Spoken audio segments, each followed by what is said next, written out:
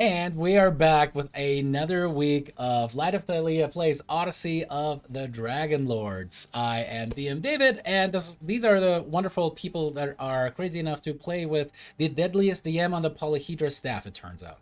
If you if you guys haven't, or this is the first time you're tuning in, welcome. This is one of my favorite campaign settings so far, Odyssey of the Dragonlords.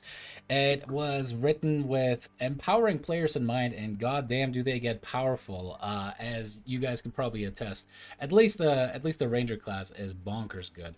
I think we're gonna start seeing some of the other classes really kicking in, and I just realized I have Lyra and Rhodas switched up, so let me get those two people figured out I was because just about to DM that yeah, to you.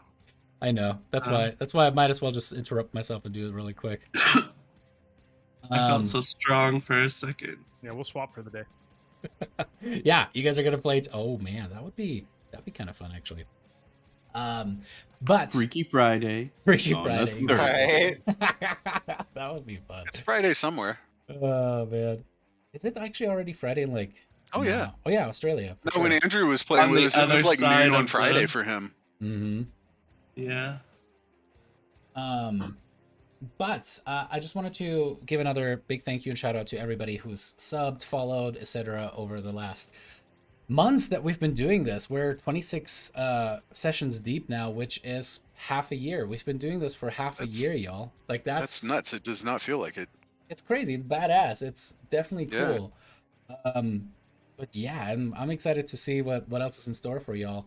And as we keep trudging on, I'm just blown away. Seriously, the community is awesome. You guys are awesome. Thank you guys.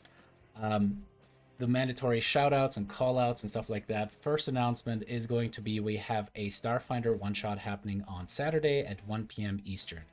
If you guys would like to check out Polyhedra for the first time, this is a really good place to do it. It's a completely free one shot. We might do a tipping pool at the end, but that's completely voluntary. If you guys want to do that, let me do the shout out for that as well.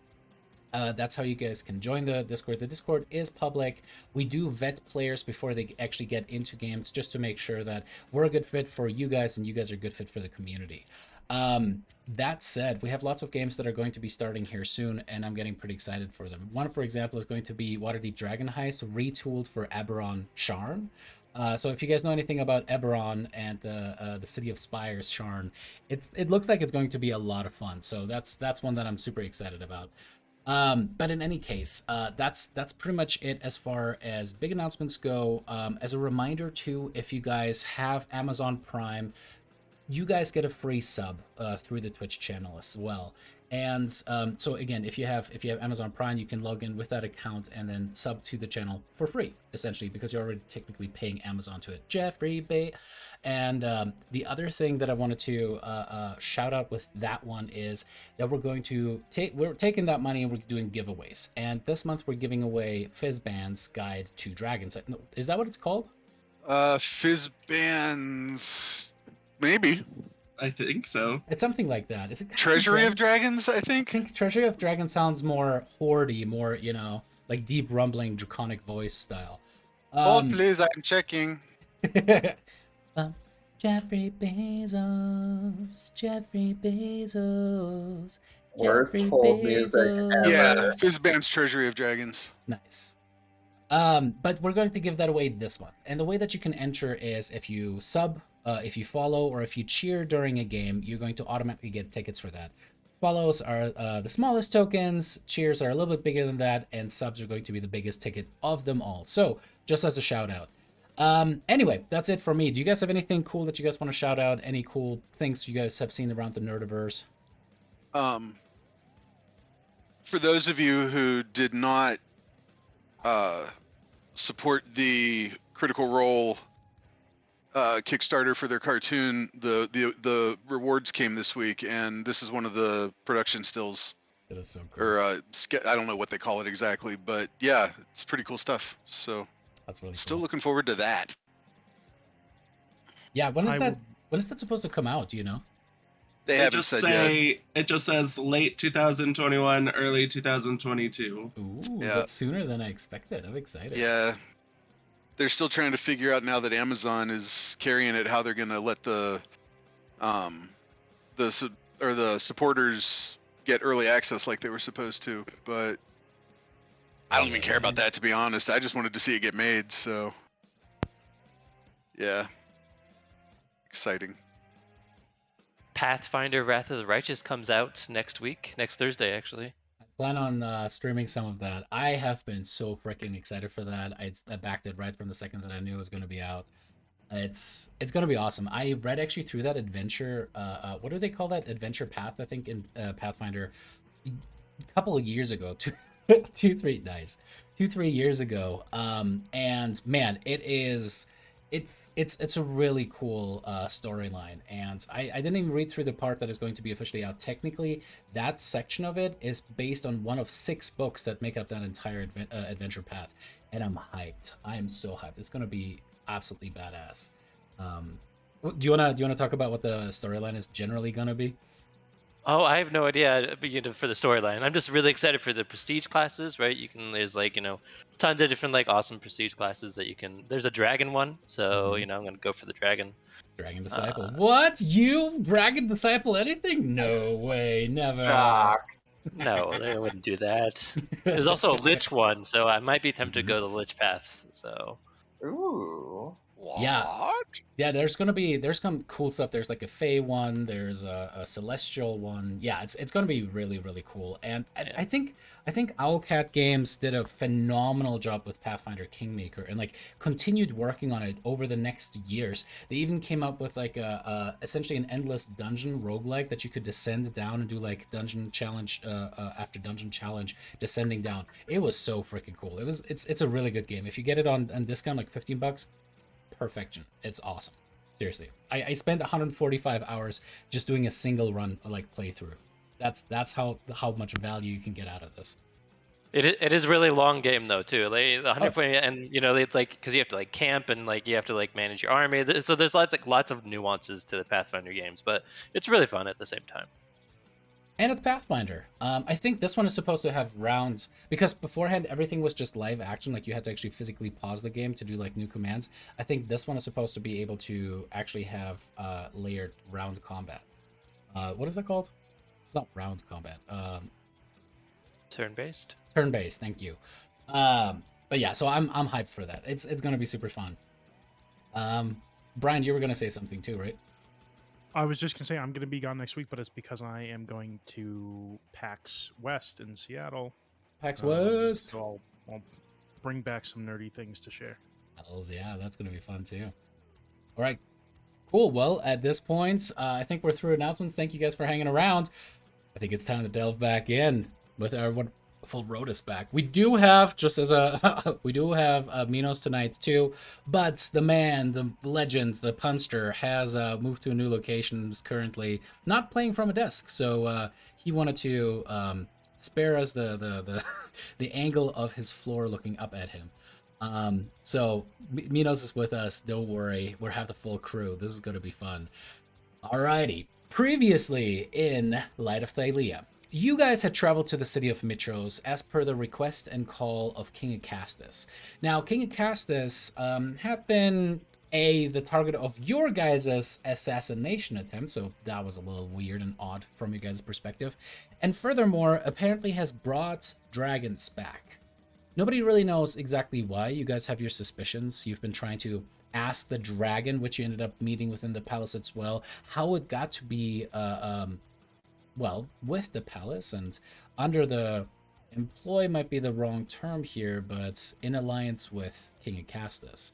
You guys ended up facing a little bit of a challenge and trying to help the city of Mitros, which had been washed away worse than the northeast storm that was. What was the name of that one again? I forget. The storm that was supposed to drown the northeast. I think it did in a couple places. Henry. Worse than Henry. It had been just sweeping through the streets. People started drowning. Boats had been destroyed. The docks were starting to be threatened by it. So you guys were presented with certain options, and you ended up convincing the gods to give up a sliver of their power, or maybe a little bit more than that, in order to protect the city henceforth and semi-permanently against Sidon's operations. After the golden shield shimmered around and pushed away the torrential rains, you guys saw that each of the gods looked a little bit tired, a little bit drained after the miracle, but the miracle was performed, and you guys are being hailed. King Castus then called forth that the Great Games be resumed, as they had been put on hold after Sidon's attack in the very beginning of our adventure, and with the rains could not have recommenced until now. You guys, of course, entered into the tournament as well, and were told by King Acastus that if you guys were to participate and finish, not necessarily win, but at least finish, you guys would get a prize from him. The location of the ship, the Ultros, the legendary ship that once belonged to Estor Archelander, and with which he was able to sail all about Thylea and its many waters. Well, Made from that tree. cut from the tree that Demetrius and Versi's sister's home tree, essentially, for that dryad. You guys entered, and as you guys did, the first thing that would happen with the Great Games, as per tradition, was a celebratory brutal death match against Minotaurs. You guys had been matched with Bullbug. Bullbug being this incredibly large and incredibly friendly and jovial Minotaur that was very much about the idea of fighting with you guys in an honorable way. And it turned out, as you guys found out, that Minotaurs within Mitros are traded like slaves. You guys were told that if you were to win the melee, you could win the release of Minos. You guys fought in the battle, and not Minos, sorry, Bullbug. And as you guys fought in the melee, you guys were able to best Bullbug fairly well, and he, putting up his hands in defeat, bows towards you guys. As the crowd started to cheer for you guys, but being somewhat disappointed that you guys did not slay, as per custom, the Minotaur at the end, you guys now stand there, most of the arena cheering about you guys, your arms up. You see people are throwing petals into the arena. As King Acastus is addressing the crowd, you guys kind of look towards each other, and Bullbug just kind of gets helped up by some of the priests that are running around and doing just like some spot heals on all of you guys. That's where we're picking it up again today. You guys are still in the arena. You guys could wait until you guys get cleaned up and back out, or you can bask in the adulation of the crowd. It's up to you.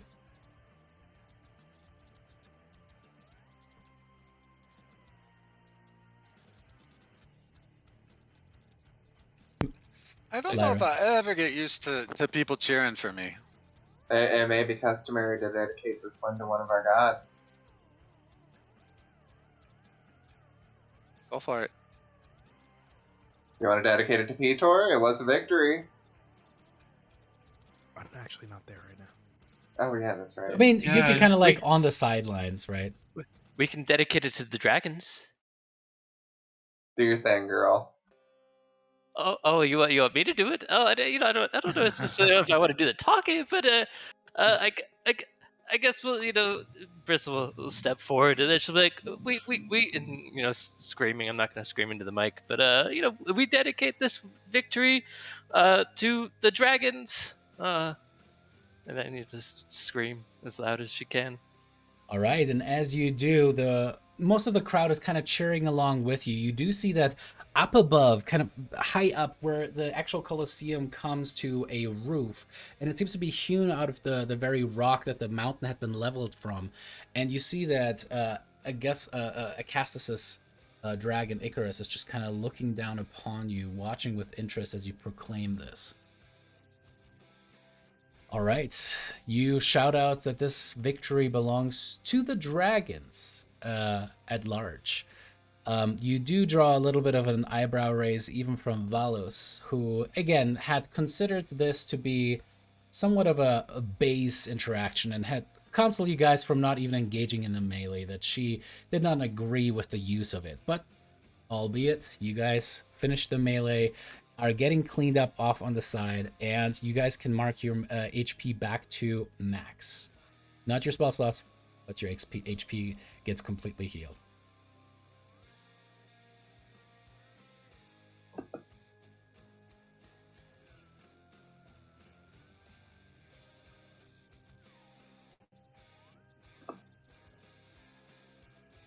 All right, while we're getting that done, is there anything that you guys want to kind of address as you guys are within the bowels of the Colosseum itself? You do see there's some of the Centurions chatting. You see some of the other competitors as well, kind of getting ready for the next bout.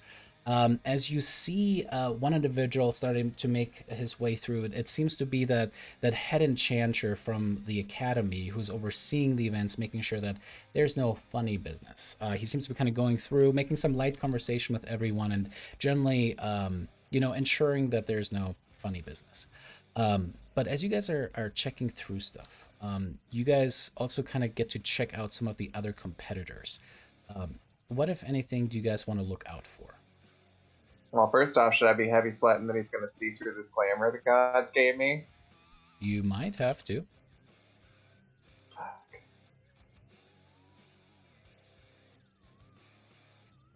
I'm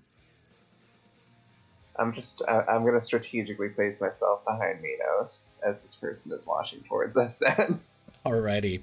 Archimedes is the name that Valis had called him before, and as he kind of gets towards you guys, he's just this, average in his later years human, graying hair. There's not very little pepper left, but he is carrying what looks like an officious looking rod on his belt on the side of the robes that he has, and like a thick book on his side as he approaches all of you and just goes, well done on the melee.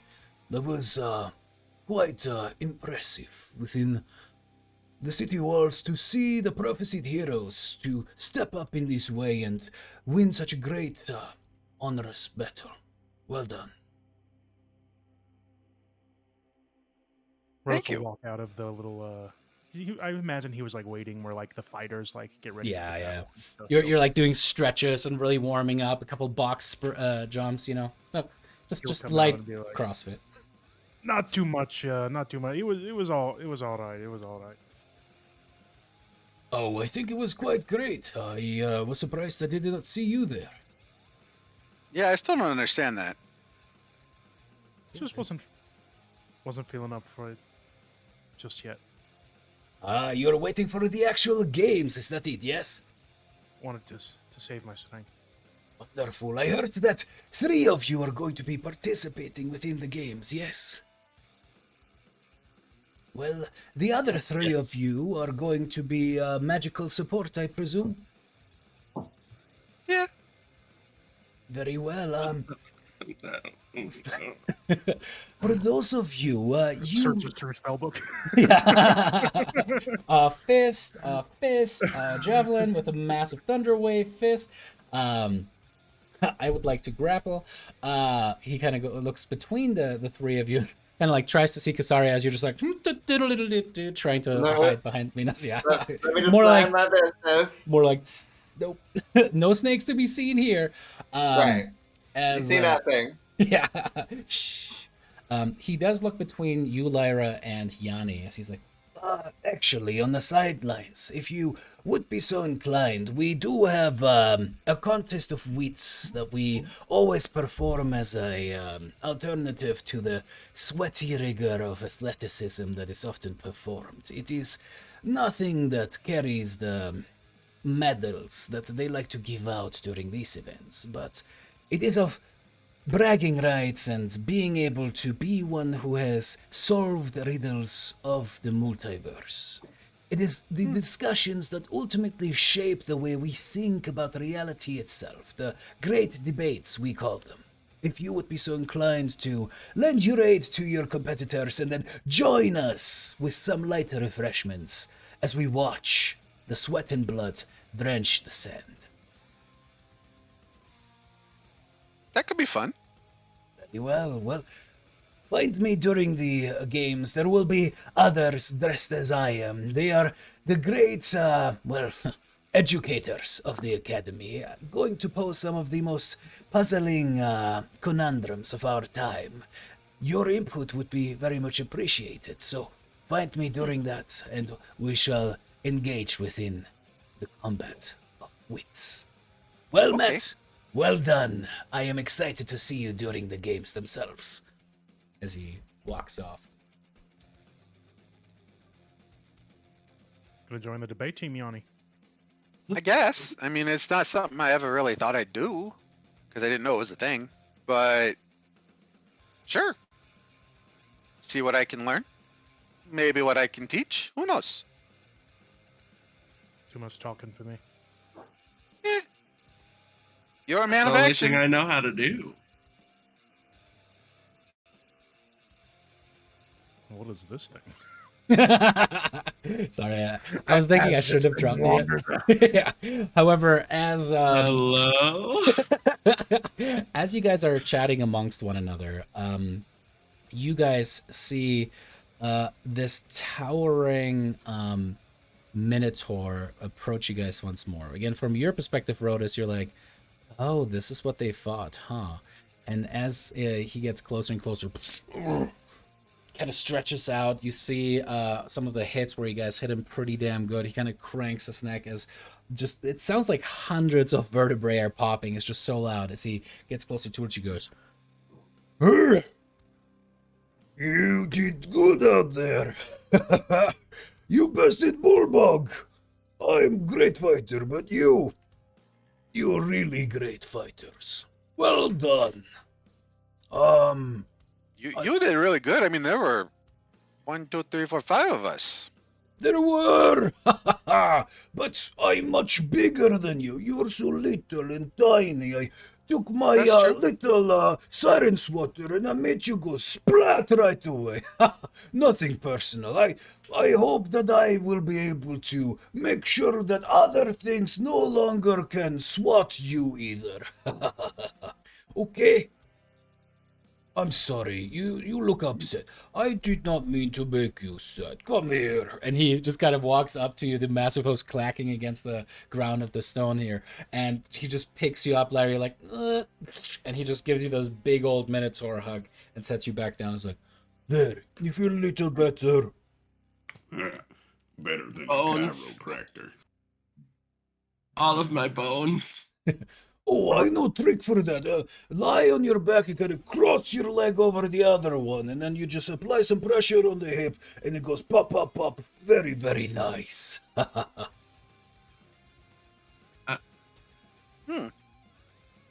Bulldog the I'm a- chiropractor. I'm gonna take his word for it. Well, if you ever feel the need, it is good to realign your spine. Now to you, and he's looking at Yuminos. you are a little one. I haven't seen so small a minotaur in a long time. Where are you from, little one? And he kind of tussles your hair. The past. Well, we're all from the past, I guess. It seems a little vague. Where did you come from originally? Here, but before here was here. Mitros? Not exactly. Oh, just outside of Mitros. Maybe one of the vineyards. A little farther. Oh, maybe Old Woods. Nah, that ain't it, Chief. Oh, too far. I'm not very good with all of the geography stuff. I like crushing things and hugging things, sometimes at the same time. He's like this big old bovine wink towards you, Lyra. But, well, the Sidon people told me that I'm now yours, so I swear to you that I will protect you and make sure that nobody gets to squash you as long as I am around. You have my word. You So fought great and honorably, and I will hold my word to you. we're setting you free. You're nobody's property. You don't belong to us. Oh. Hey. You're welcome to come along, Yeah. Okay. but that's it's settled your then. choice. Okay. It's not because you have to. Okay. All right. I choose you. What's your name? I'm Yanni. I choose you, Yanni. And all of you. Why do I feel like I just popped out of a ball? Minos, I think if I take 2 hoplon shields and bend them a little bit, I could maybe squeeze you inside and throw you very far. I don't That know how doesn't much. sound like fun. but I could get you across Hoplon Phalanxes. It would be good method. I guess, yeah. We shall talk. Well, here's the thing. Bullbug, they think is dumb. Bullbug not dumb, just I don't like the silliness that many of my people like to engage in. Meanwhile, the people here are obsessed with killing each other rather than doing rightful, honorable combat. So, you strike me as the better choice, as the ones who actually understand what it is like to be true heroes, warriors of yore, of the stories that we are told of both the Fae and the Dragonlords clashing against each other. Well, most of them. Some of them not so nice. Anyway, they would just catch me again, because I'll probably just hang around and try to free some of the other minotaurs from the slave market, and then they would catch me, and then I would get sold again. So, my many guts tell me that you should probably, or I should probably stick with you. So thank you for allowing me to be part of this great group of heroes. I have 2 questions. One. Well, I'm just one kidding. for the DM. Is Minos actually a small like small for a Minotaur? Yes, Or is it- absolutely. Okay. Interesting. We just don't It's- talk about it. That's It's that's not like because that's because subspecies type of thing. it's because WotC doesn't like to have large player races because that would mess with the balancing. If you think about something like Spirit Guardians, for example, having a large base means that you would cover way more area. It's like something like 45% more area by it. So that's really what it breaks down to. Minotaurs in this world are usually large creatures. Okay, good. And my other question was, he mentioned that like a slave trade. Is it relatively, are slaves like relatively common? Like, okay. Yeah, there's an entire market dedicated to slave trade within Mitros itself. And it is nowadays exclusively Minotaurs that are being traded. That seems odd. It's a big oof. You said traded? Mm-hmm. Well, like sold. I mean, you can have probably in-kind trade as well, but I don't want to go into the specifics of slave trading. You guys can look that up on your own time.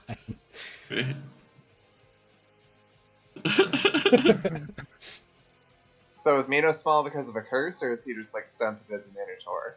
He was just the runt of the litter. Okay. No, I have no idea. Oh, DM shrugged. Minos can get big. Giggity. Ew. No. Oh, I can oh. I can use my direbolt transformation and get big. He just hasn't yet.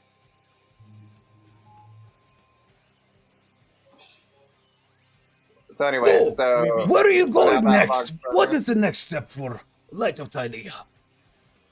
I mean, don't we Well- still have the games to finish? Yeah, we gotta finish the games. Okay, and then? And well, then it kind of, I guess, depends on what King Acastus owes us some information when this is over. So it kind of depends on what that information tells us. Information. Oh, when you're information with the phalanx. Yes, Okay. exactly. And the Sidon shows his face again too. Also yeah. true. Of course, one of these days we're gonna have to get around to killing General Gas. Oh, you're going after Big Boy, huh? He's like an average sized boy. Why do you call him that? Well, he struts around with his guards at all times. He is able to direct many of the people. He has a dragon. Kind of a big boy, if you ask me.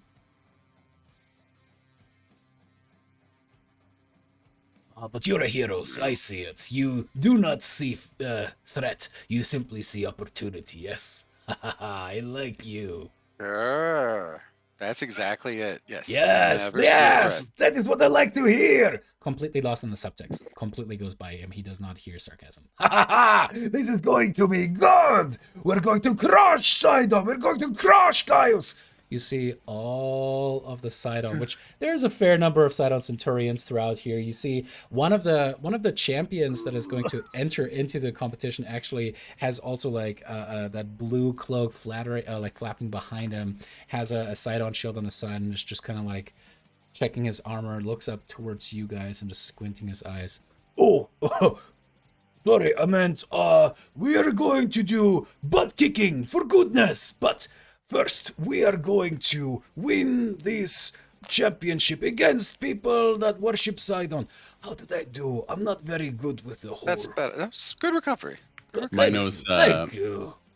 He'll be a Minos. decent height, man. Minos winks at the Sidon champion and gives him glaive hands.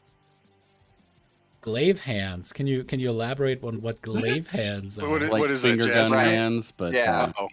Oh, just- Finger glaives. It just looks like you're just making like some. Wait, glaive? We're Lego people. Yeah, the Lego people are like crab hands. Why do you make crab hands? What is the point of this? Is that how you intimidate your enemies? I'm crab, I will get you. You're so cute, the one. And he tousles your I hair again. mean, is the highest form of evolution. The What? crab. Technically true. I don't know what this evolution is, but I trust you. And he slaps you against the back. Ugh. And It's like Bulldog information. It's like some punch. I'm gonna throw that out too. You can tell he's a big boy. Oh yeah? Yeah, some of us are aware. will you be playing in the rest of the games, Bulldog? Oh no, slaves, current or former, are not allowed to compete. In fact, you have to be citizen of one or another or be invited. I cannot participate, but I will make sure to, what did you say, hype man. It's a shame. Oh, correct? but I would not want to steal your thunder. Since, after all, we have not seen you yet. You have to prove yourself to me. And he kind of puts a big old clawed finger in your chest. Time will tell. Time will tell, and you will do so well. I'm so excited. And he actually jumps up and down a little bit and shakes a little bit the underside of the Colosseum.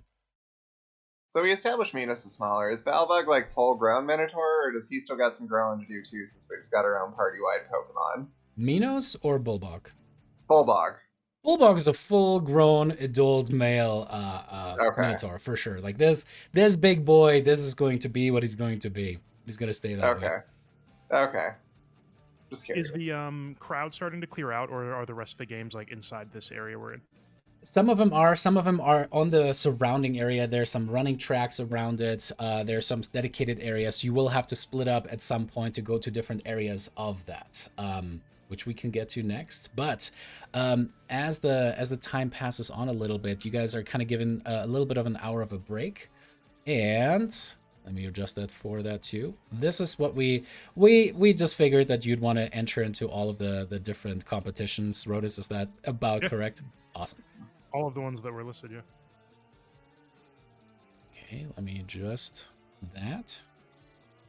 All right, cool. So the big six that are going to happen right up until the relay race are the jump, the run, the javelin throw, the discus throw, the wrestling, and finally a boxing competition.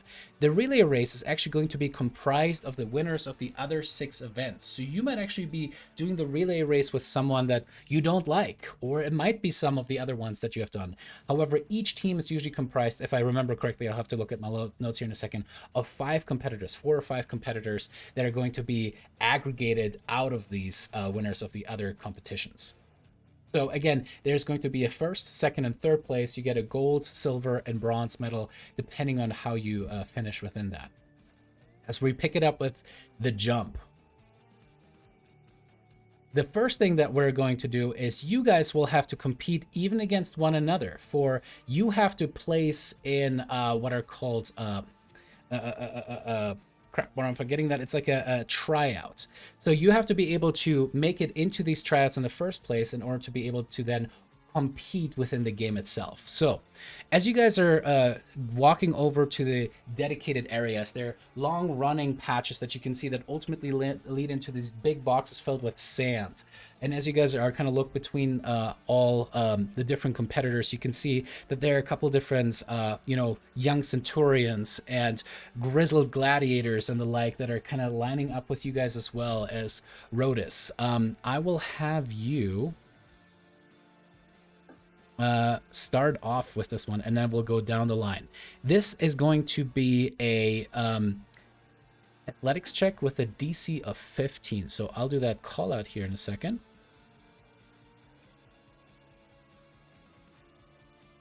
That new mod is awesome.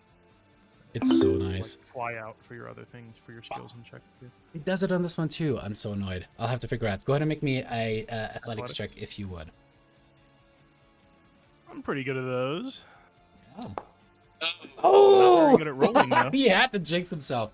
You guys see he's limbered up. He kind of puts his knuckles down on the ground before him, as there's actually just like a firebolt that gets shot up into the sky with one of the acolytes that is attending and watching over this, as Acades is kind of pacing back and forth between all of the pits. Now, before this, again, we need to rewind a little bit. You magic casters are technically allowed to help out. So don't forget, you can cast spells on them right before they go up. So if there's something that you guys would like to cast in order to help these competitors out, you can certainly do that. Just keep in mind that you will have to keep your spell slots for the rest of the day. I don't have any spells. You had an hour of a break, so you technically have a short rest. Oh, well, I don't have any useful spells. So it really comes down to Casaria. Is there anything that you want to cast on these fools before they start competing and stuff? I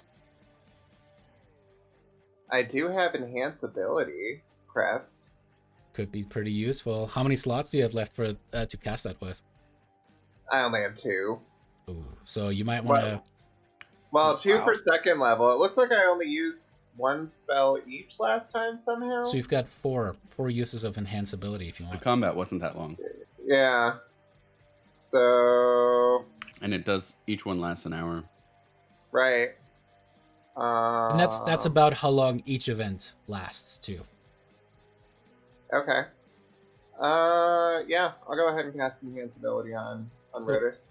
So that's the thing though. There's going to be 3 competing in each one of these events, right? So that means you're gonna be a little selective there. Whom you're going to cast it on? I'm gonna say for the flow here that you hadn't cast it on Rodus yet. As Rodus, you just like jump and you kind of slip a little bit. You see him accidentally kind of belly flop into the sandbox, face full of sand.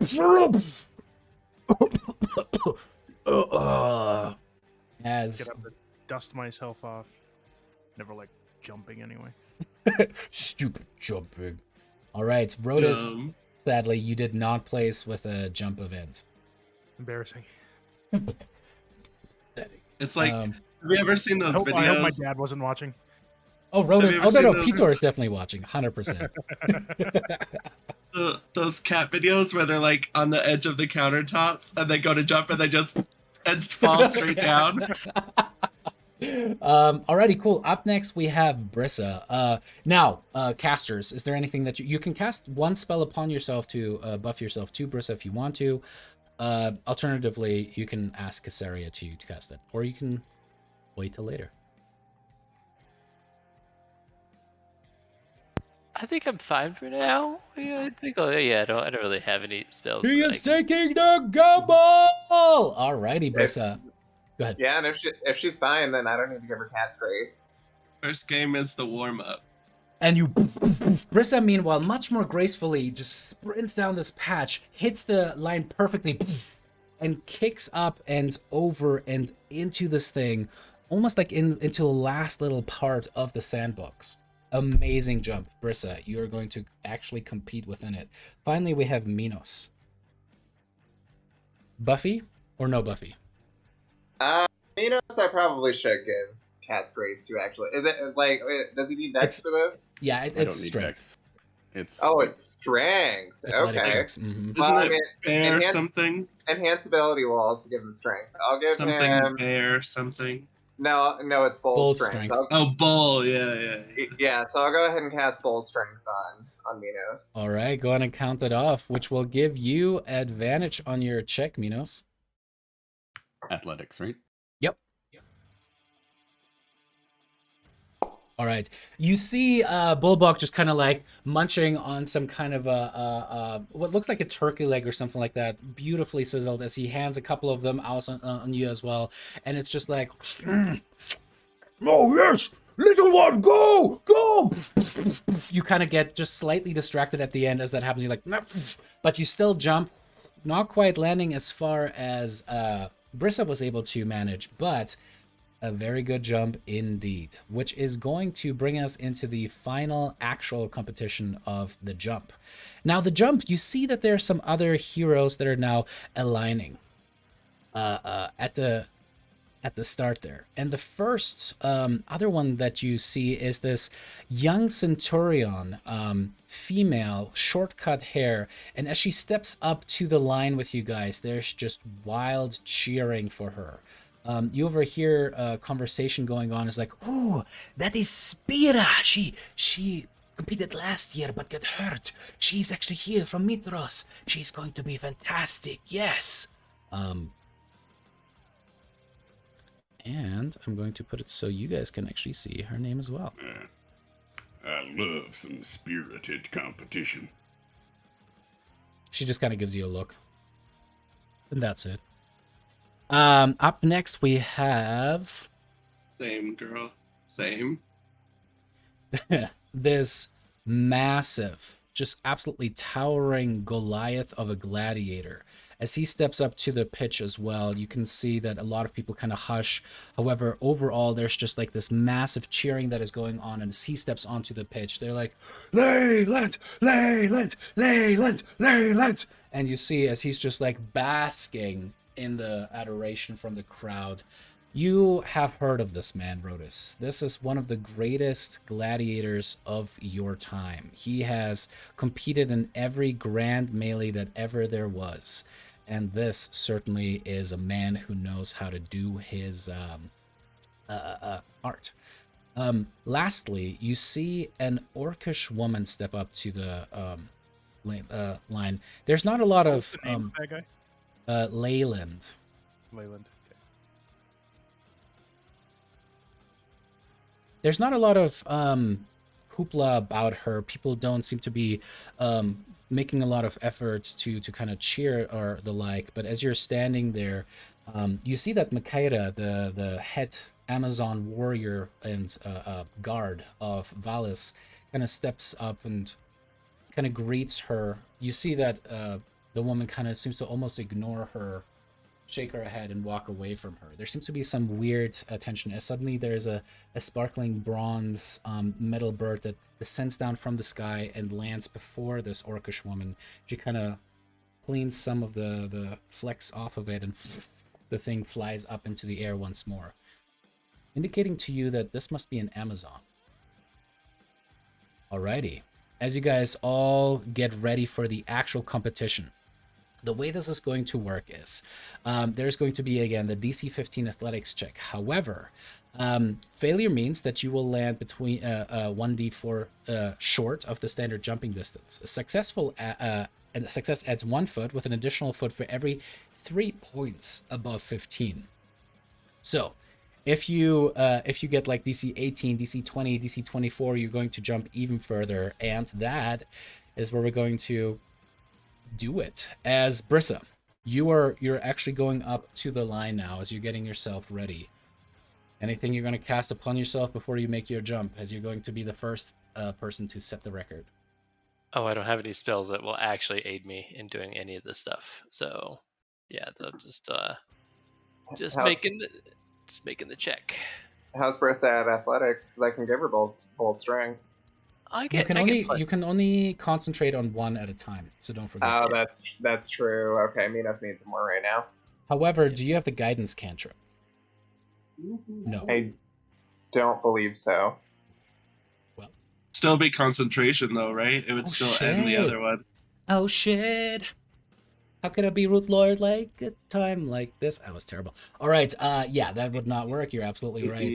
Brissa, Yeah. it's just going to be you and your rolls as you get up to the starting line. Did a phenomenal job on your qualifying jump.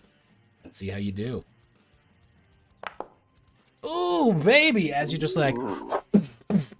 Brissa, once more, in amazing form, goes down the line, jumps over the pit, and that is going to be 18-21. You're going to be on a +2 on the standard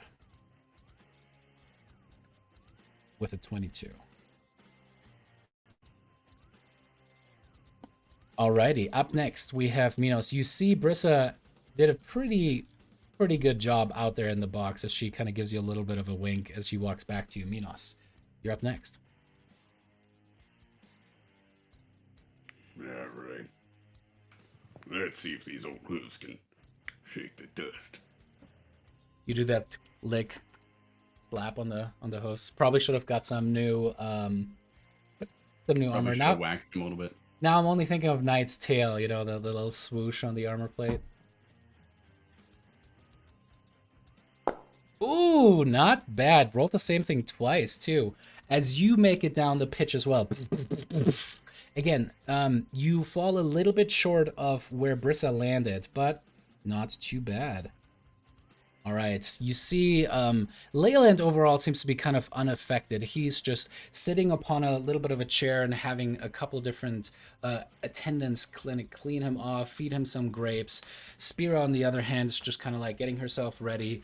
As she looking at both of you guys, she nods and kind of claps you on the shoulder, Brissa, and says, "That was pretty good. I'm impressed. I'm glad that you're showing up." Thank you so much. You're gonna do great too. You'll you. do fine. You'll jump farther than me. I know you will. I don't know about that, but as sure as the hells will try. As she gets down and you see she also starts taking off incredibly quickly. And with a total of 24, you see her just like kind of arch her back, getting a little bit of extra distance, the foot kind of touching on and just barely making it past where you were able to make it, with an amazing jump on her part, which is going to be just enough to put her at that +3 spot.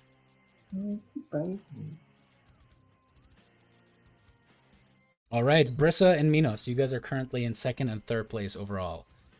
However, after that, you see Leyland kind of step up to the pitch and crack his neck as he's just kind of going down.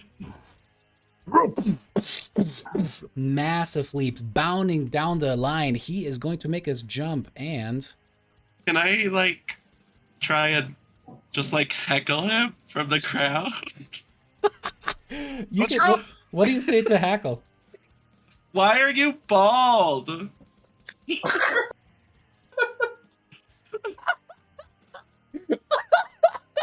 Oh my god. Make me an intimidation check. I swear to God, if this works. Intimidation. Okay. Oh! Oh my God! Roll me a d4. Oh, that's hilarious.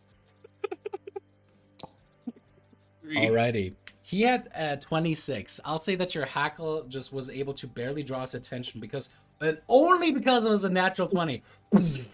He just kind of like does a perfect thing. But as you shout out, he's like, and you see he just barely lands short of where Spira had landed. He would have had a 26. However, that brings him down to 23 with a better, approach overall. So that is going to bump Minos out of the competition and him into 2nd place. I tried. Alrighty. Finally, you see the Amazon kind of go up Kind of takes some of the dirt, let it run through her hands, seems to say a little bit of a prayer, kind of levels up and starts bounding down the place as well. She, however, much like Rhodas in the first time, is like kind of like tries to make the jump, goes incredibly short, and it's pathetic almost to see as she kind of lands within the box itself, shakes her head, dusts herself off. Spirit actually walks over and kind of helps her to get back out of the things. Like, that was pretty good. Whew.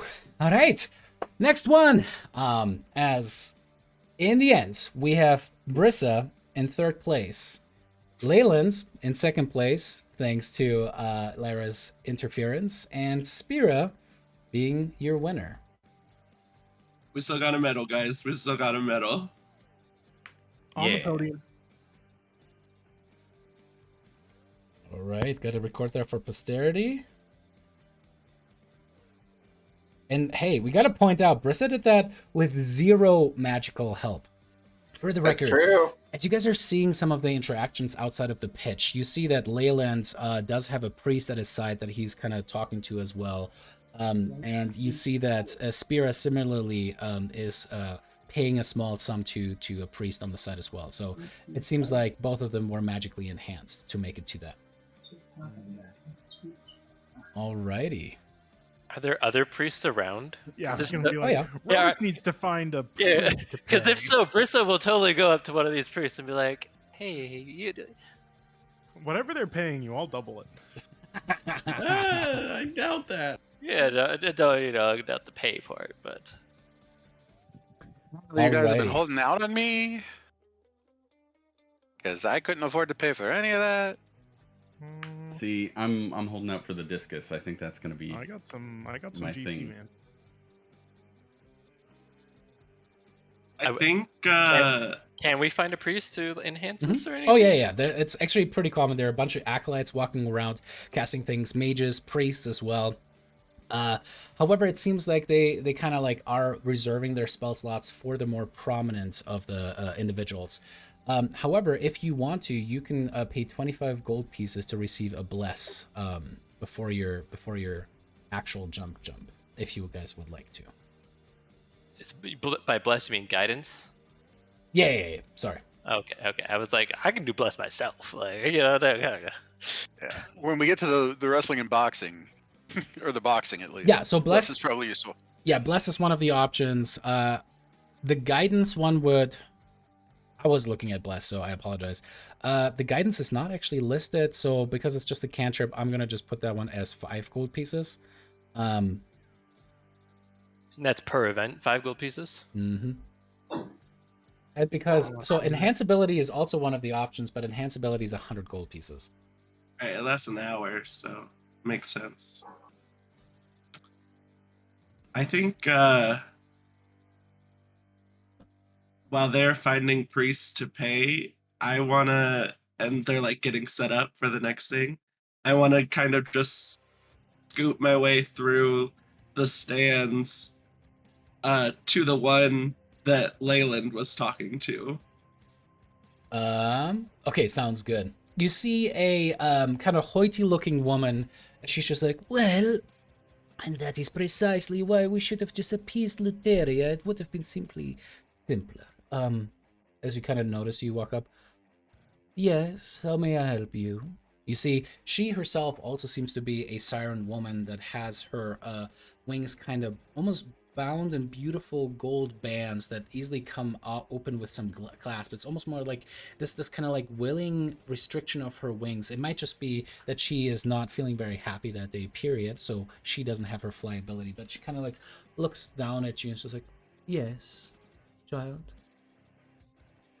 I just wanted to say, your guy in the games, he's doing real good. He's doing a good job. I just wanted to say, keep up the good work. Thanks. I mean, he pays well. Leyland is known as a great gladiator across all of the lands. He was trained in the Arisian army, after all. I have legitimately never heard of him, but I'll take your word for it. Well, that is your loss, my child. Well, have a blessed day, and may Luteria pave your way. As she kind of turns away and walks away from you. I want to follow her, but I don't want to attract her attention. Ooh, let me see if I got past without Trey's prep. No, it's Oh, okay. I don't want to do anything sneaky. I just want to stay by her for when the next game starts. That I haven't prepped anyway. Alrighty, while I'm that gonna is shiv her in the back or something. while that is all going on, you guys do get a short rest in again if you guys would like to. That said, Yanni, with Lyra kind of being over discussing things with this priestess of Lutheria, you do see a couple of the academy folk, the wizards and arcanists, kind of approach you. Archimedes at the front.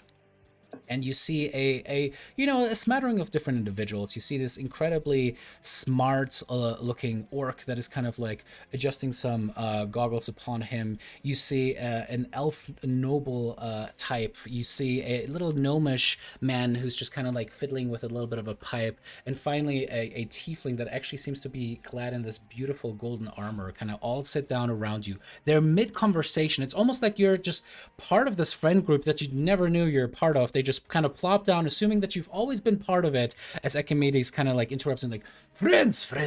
Now, this here is the individual I was speaking of, Yanni, if I'm correct, yes? Mm-hmm. Yanni here is one of the prophesied heroes of, the light of Thylea. This here, this very smartly dressed man is Macaon. And you see this half-orc man just Well, that's my young friend. What school of magic do you specialize in, right there? I'm kind of self-taught, so I don't really know what you would call it. Well, you will certainly have to attend the library at some point. You must choose a school and pursue it in diligent, quest for mastery of that school. As Archimedes just goes, Not everyone has to approach the magic, the weave, the lore of the great beyond like we do. Don't bore the young man. Well, I think discipline is important, don't you, Calcodon?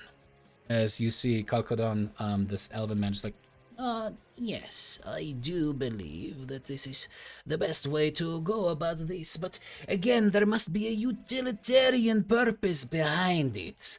You see the gnome kind of next to him roll his eyes. You see these bright pink and purple tufts of hair kind of coming off of his head. It's just Nah, I think that overall what matters most is that you enjoy yourself in that pursuit. Though she may have died at the hand of one of Sidon's little fuckboys, Kyra teaches us that the best way to enjoy life is in a hedonistic pursuit of the greatest pleasures that you could possibly get. Otherwise, your life is wasted until when you finally arrive within Lutheria, you're going to have lived your life for nothing, just so that you be tortured. As you see the tiefling, just like this alabaster white man, just kind of put up his hand. You see bright red eyes. You see this albinism kind of very much poking through. The horns kind of going just straight up. He's like, I will interject there. If, of course, you enjoy yourself in this hedonistic way, then you might miss the true purpose, which is service to others. The greater good has to be done, because otherwise what you leave behind is nothing. And legacy is the only thing, the only shred of divinity that us mortals will ever experience. Yanni, you look between all of these highly talkative guys, and you're just like, well, so this is what it would have been like if I had been richer and with a better family. Archimedes kind of waves his hand. It's like, No. Okay. The reason that we have come here today is to pose the great questions, the great debates. Now, Macaon has a pondering that he wanted to bring to our attention. And I said, wait, my friend. We need to include this young new arcanist. as Lara, that's kind of when you walk back from your failed assassination attempt trying to, kill this priestess of Lutheria. Nah, I would never. Peter's head rolls in the sand behind you like, I didn't do it. As you as you arrive at this debate thing. Oh, and this young siren goes by the name of Lyra, if I'm correct, yes? Yeah, yeah. These are my friends, And he introduces them as well. now, would you like to introduce your pondering? Yes. So, as you know, there is a famed ship that brought the Dragonlords Adonis Nurdagon from the old lands to the lands of Thylea. That ship was named the Valorous. Now, the Valorous had 60 oars, a single mast, and a great prow.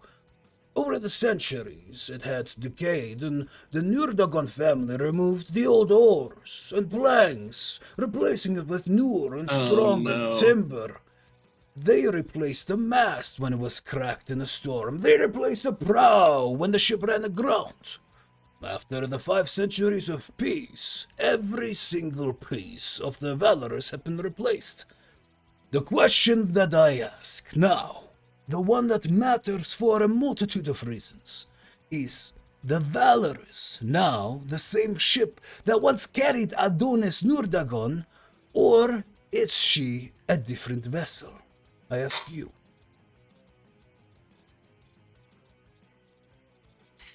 All That's of- an interesting conundrum. They all turn towards you, very interested to see how you're going to respond to this. And Kasari, So you, is you would be kind of like off to the distance, kind of trying to hide behind Bulldog, but you're certainly overhearing this as well. I think the real question you're asking then is the essence of a thing what makes it, or is the material of a thing what makes it? Yes? Precisely. You did not oversell this young man, Nakidame. This man is bright. So, that is the question. Is it the soul or the physicality of a thing? What do you think? The soul's the essence of a thing, so I would go with the soul. I would tend to agree. And I agree too. Over here. Excuse me. I mean, if you're still gonna call it the Valorous, wouldn't that mean that it's the Valorous? Right. Well, but you can name anything a thing. What I'm more curious about is if you have replaced all the physical parts of something, can it still be called the original? Or should it be now called something else? Is it not a new ship? My argument is that no, it is still the same one, as its essence was carried from one piece to another. Sure, all the pieces have been replaced, but in its essence, the ship is still the same. As one of the guys kind of interrupts and is like, Complete nonsense. Kalkadon, the elf goes, You see, when you replace all the parts, in the end, don't you have a completely new ship? Sure, you can call it the Valorous if you want to. You can paint over the name of any ship and call it whatever you want, but then all of the things that we do lose their meaning. You have to be bound at the restrictions, and when everything is completely new. So, in this particular case, though, there's something more to consider, and that's that the parts were replaced over time, not all at once. So, if, by your supposition, it is no longer the Valorous, at what point did it cease becoming the Valorous? When the first part was replaced? When the last part was replaced? When more than 50% of it was replaced? The last Some part other was arbitrary replaced. point? The last part that actually carried Nurdagon across the sea. Why? That was the last piece that was original. Does it still have the same layout? I mean, of course, that is the point. Everything was replaced rather than added or modified. It may have been replaced, but if this layout's still the same, in essence, it still has the same essence of the ship. So you are more of the belief that an essence can be carried from one point to another, much like our great civilization. Sure, maybe the makeup changes, maybe the way we govern changes, the king and queen changes, maybe one day we will have a council of wizards that rules over Mitros instead of a king that And you see Echimedes just shoot a very dire look towards this half-orc wizard. Or perhaps, just the way that time changes things. The essence of Mitros will remain, right? Well, In a sense. I guess that would depend on if you consider Mitros based on who is controlling Mitros and not what Mitros is as a whole. Well, the core question is, when you give your life for your city, do you give it for the essence or for the people who currently live within it? From a point of a bard's rhetoric, it probably would be smarter to allude to the people whom you love, the actual parts of the city.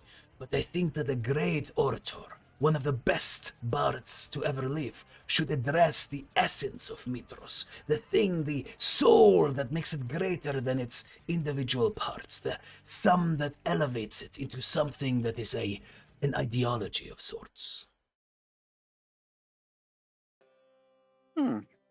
I feel like if you're talking about the essence of a land, though, the essence of a land is its inhabitants. Could it not be both? And I you see think all we're. of these men kind of like grumble and kind of like think to themselves.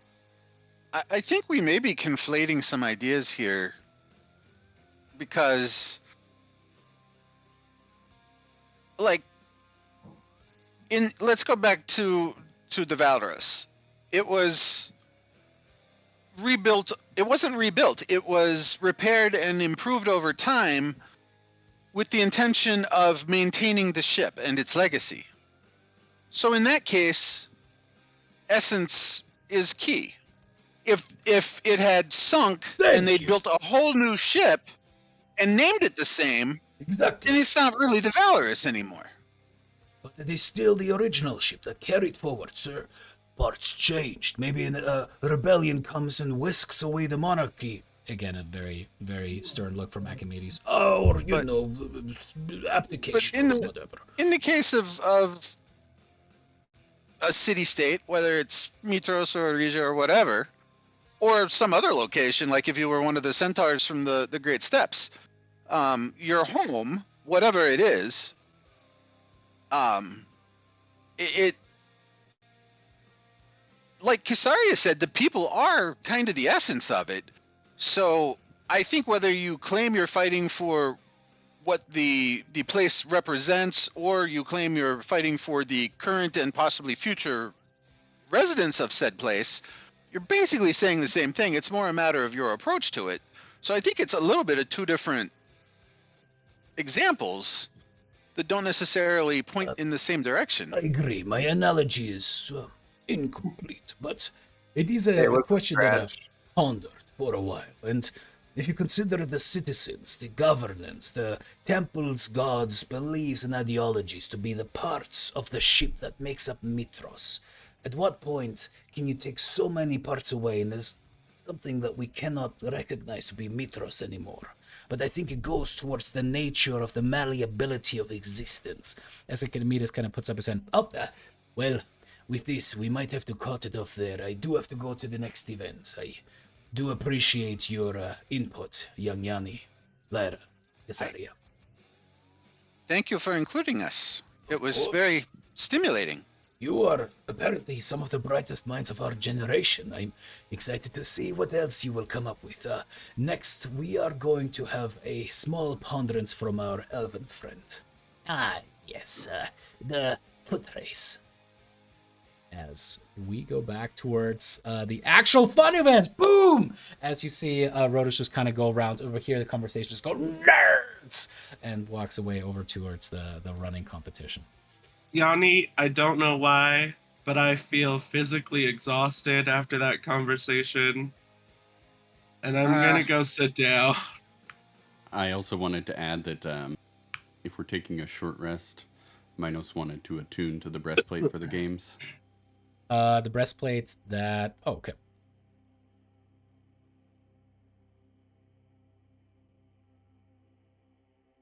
Like, if you have a ship and you call it that ship, why would it not be that ship?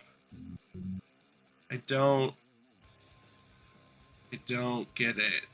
Do you actually have the So- breastplate currently? I thought that was one of the. I do, because it Things, wasn't, yeah. didn't need to be Axe. repaired, but it's Yeah. as an unidentified item in my inventory right now. That's a different one. That's the shield. But why I shouldn't have the shield? Yeah. I mean, I know. I think that was just because I didn't take it off. Thanks for pointing. Hang on a second.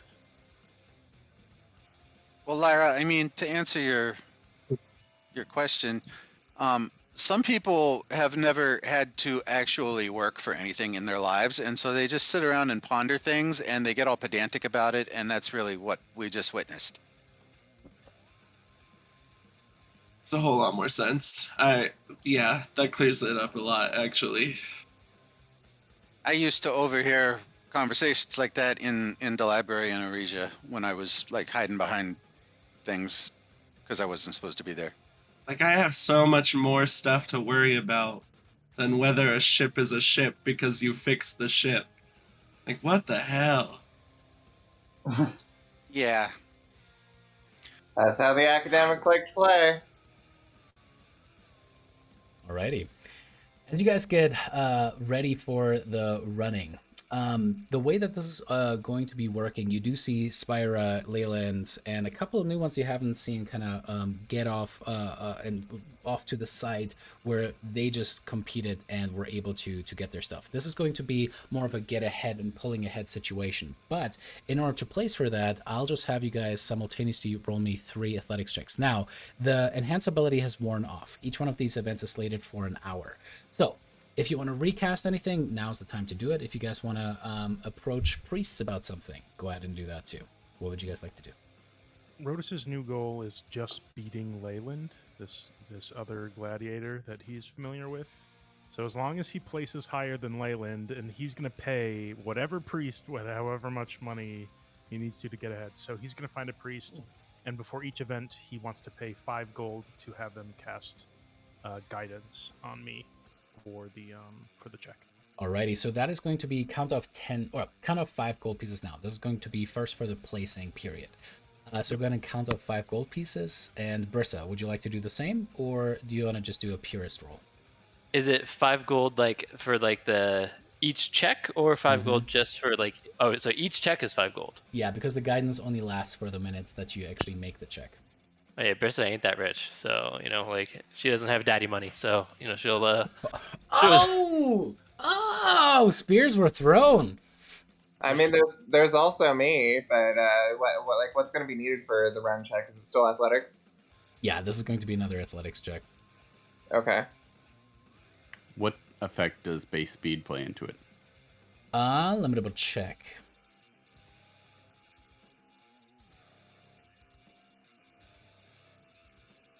Nothing. Is it anything? So a person who can run 30 feet around with a better athletics check can beat somebody who runs 45 feet around? They're just pushing themselves harder, man. That's all that means. You can have a larger gate, but So much for fast movement feature. It's good to know that the official Wizards products aren't the only ones that have logical flaws in the rules. Totally. I mean, I can give Minos full strength again. How It's far? not anything how, like initiative based, is How it? high is your guys' passive move? How much higher is it than normal? 45. Mine is 40, but if I rage, I can also move 15. And if I Zephyr Strike, I can move an extra 30. Oh, well, shit. Then I'll go ahead and give Brissa full strength if she wants it. Sure, why not? I don't got anything. I'll tell you what, with Zephyr Strike on, well, you can move that once, not for the entire race, right? Yeah. But it'd certainly be helpful for getting ahead of the pack. All right, full strength on Brissa. Sounds good. Rodis, well, you also essentially can't like run and effectively hit things at the same time.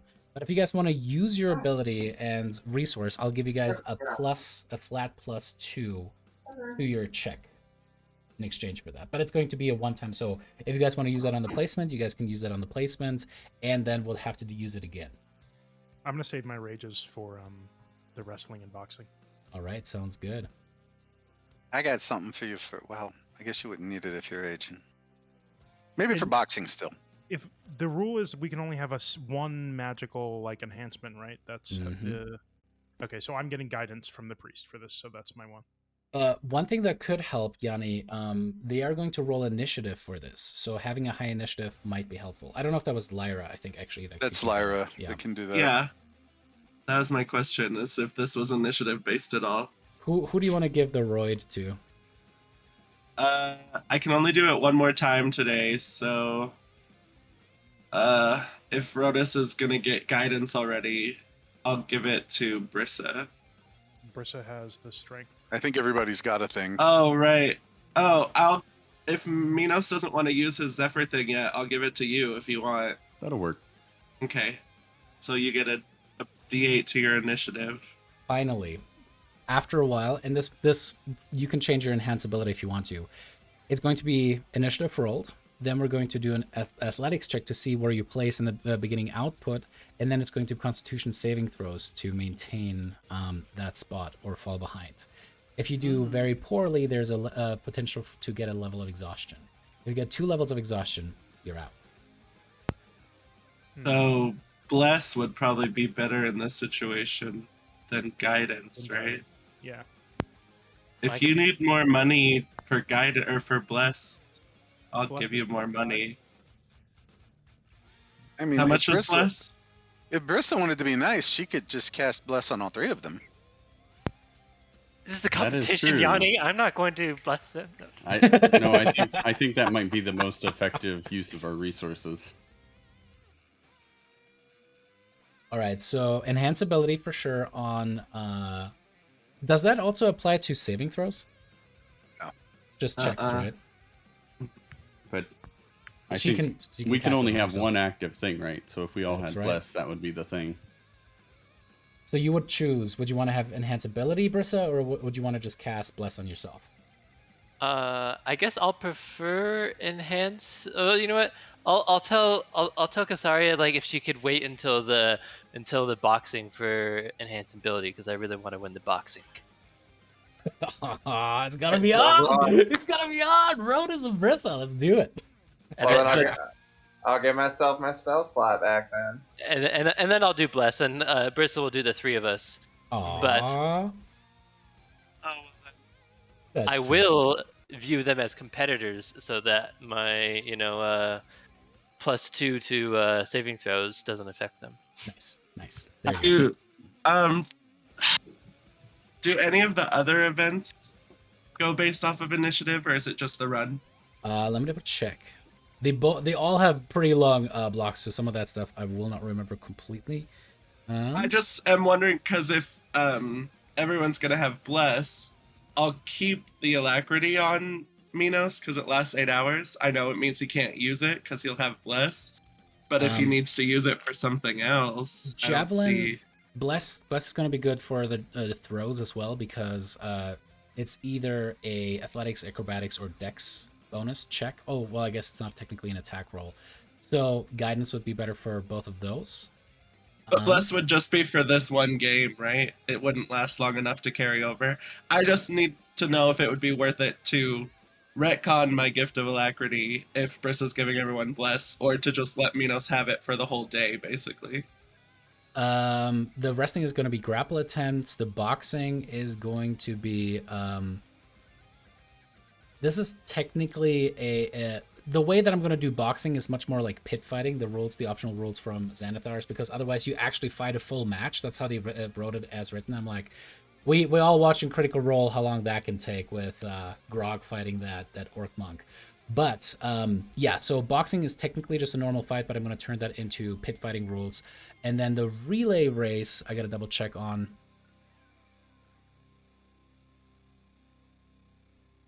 Oh, because this is multiple legs, there's going to be multiple things to it. So that one might be better for the enhanceability. Relay race is going to be pretty big.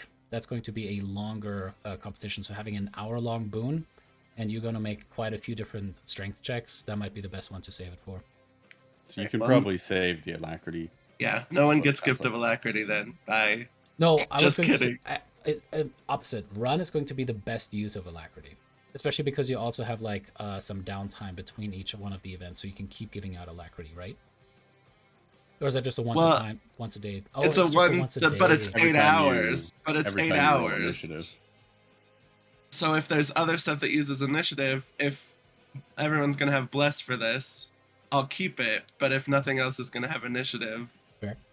I'll Alrighty, just cool. So I'll retcon. Fuck Minos. He gets nothing. I'm glad we made it there. Alrighty, that is going to be bless. Everybody has bless. So the initial check in order to place for this, however, is going to be an athletics check. So keep that in mind. But that means that you guys don't have that active as you guys make the tests for that. So if you guys want to spend the money on a guidance before you or for the placements, you can definitely do that. If that made sense. That was a lot of words. I'll spend the money for a guidance just because I'm going to do the bless, so I want to be in there. So Mark. 5 GP. Mark up 5 GP if you would. Alrighty. 39. I'll do it too. And I already did that. Awesome. Should have taken Dispel Magic. Spirit of Leyland. Fuck that Leyland guy. I expected this I mean, event to be more I guess I like could counterspell use them when they haste tried to bless or them. use Longstrider. I They don't wanted really to know make what it I simple expected. rather than like, yeah. Yeah.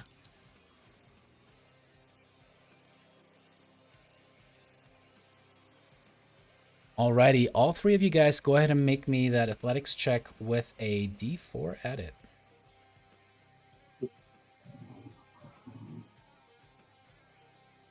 Nope. Ooh. Aw, You can't damn. technically critically fail a skill check. However, even an 11 is not going to be enough to place. Minos, though, looking real mighty. All right, Nice. Minos and Rhodas, both of you guys place within the run, but Brissa is not actually in it, so might feel a little bit Bit more wasteful. a little bit wasteful, but on the flip side, also less bad about enhancing Rhodas and Minos' abilities to compete within it. Brissa can for the just bless, break Brissa. concentration on it if she wanted to. Just when Rhodas is about to win, she just drops it. Right at the end. Just saying, it's always an option. Or I could give it to Spira as well. She was nice to me. There you go.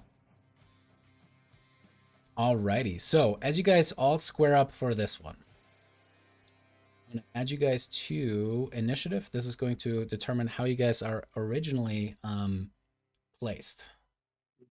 So go ahead and roll me that initiative. Ooh.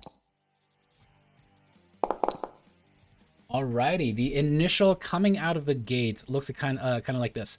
The one competitor that is now part of this that wasn't before is this Oriad with gravelly skin, much like your friend Simon back at the mines, who did a phenomenal job running as well. As you guys all kind of like start out and the whistle comes on as you guys absolutely take off for this moment. Now, you now are in the ahead state, Rhodas. This means that you have advantage for the first 3 stages of the race. Nice. At each stage of the race, each racer may choose to pull ahead. To pull ahead, runner must make a successful DC 15 Strength Athletics check. This DC increases by 1 at each subsequent stage. Failure means the runner gets 1 level of exhaustion. A successful check means that the runner is now considered to be in the ahead state. Once a runner has pulled ahead, they must make a successful DC 15 con saving throw at the end of every stage. Failure means they gain 1 level of exhaustion and they are no longer considered ahead. When a runner has 2 levels of exhaustion, they collapse and are disqualified. So this is going to be a little bit of a combo situation. They put a lot of thought into this. Yeah, right? Here's what I need to know. Does the exhaustion carry through the whole day or only through this event? The whole day. That's a full-on exhaustion thing. Running sucks. Oh, but I mean, there are priests at the side ready to cast, greater restoration if you have just a little bit of coin hanging around. Yeah, Minos will 5 drop million out gold. if he's about to take exhaustion because he's not dealing with that for the rest of the day. Alrighty, Mino drops out. No, if he's... There's just hackles from the rest of the auditorium as you step out of the ring. No, he's gonna run, but if he feels like he's about to Oh, get I exhausted, see what you're saying. he'll drop out. You still get heckled. Yeah, everyone thought you were about If to nothing drop else. Like you start arguing with the judge, holding up everything. Everybody's like, "Come on, just do the race, man! Come on!"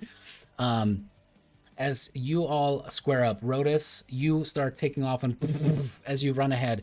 Again, Rotus, you're going to have advantage on your checks for the first 3 legs of this. The final stage is going to be the 6, so there's going to be 6 runs for this. For some reason, I have this image of Rotus, giant muscly Rotus anime running. Like Naruto, arms behind him. Amazing. Oh my god, beautiful. Alrighty. So, athletics with advantage? for you, because you are technically already ahead, you're going to make a Constitution saving throw. Because Brissa is concentrating on that, you're going to get the 1d4 added to it. Do you want to retcon, by the way, that Minos, would you rather have the... Well, both of you guys, I guess. That would have been a gamble that you guys can decide on. Would you guys rather have had enhance ability for this actual race or the Bless? What? Bless is going to be better for the person who's in front. Enhance ability is better for the person who's behind. Yeah. Enhance ability is the blue shell. Bless. Alrighty. Minos? Cancel fund, baby. That's hilarious. Alrighty.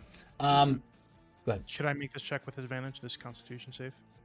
Not with it. Oh, yes, with advantage. Uh-huh. Okay, Constitution save with advantage coming up. Ooh, that was a natty 1 and an 8. Oh, Plus a bless. Yeah, D4. oh yeah. Ooh. Great. You gain 1 level of exhaustion, Rotus. Oof. Oof. That's rough. Wow. But you're still going to have advantage for the next 3 phases because you were ahead in the beginning anyway. Right, exhaustion 1. Just don't forget to roll athletically the next time. Yeah. All right, and then Minos, go ahead and make me that athletics check if you would.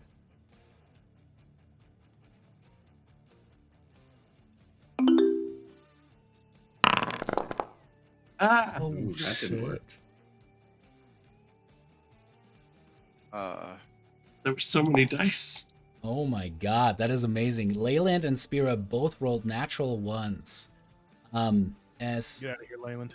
amazing. All right, what this looks like after this first one, Minos absolutely just bounds ahead with that 45 feet of natural movement. He's just striding, his bovine hair flowing Oh, in I'm the sorry. air. 24. Incorrect, because that was not a save. So as you're running ahead... I'll just give him an unfair advantage, okay? As you're running ahead there, and Spira is technically after Leyland now, you are in the ahead position, Minos, as you running into the second leg. Minos, go ahead and make me a con save. Everyone else, go ahead and make me, or you, Rotus, make me that athletics check if you would. It's going to be a straight roll for you, so hold Alt, because I think I have it so that you have automatically disadvantage right now. Hold Alt. Okay. Mhm. Can I fall behind rather than making a con save? Oh, here's the guy trying to game the system. Sure. We just want to give him a good show. Sure. Leyland's still thinking about how I called him bald. Does that mean that Rotus has 2 levels of like exhaustion now? Oh no, that's his Someone else athletics. rolled another No, one. he's just trying to pull ahead and not doing so. Leyland rolls another natural 1. He is thinking about it. All right, as you fall behind on purpose, Minos, that is going to be an automatic fail. Trying to see how I'm to. behind Leyland, who rolled a 1? Oh, okay. No, that's what I'm trying to figure out. What's going on here?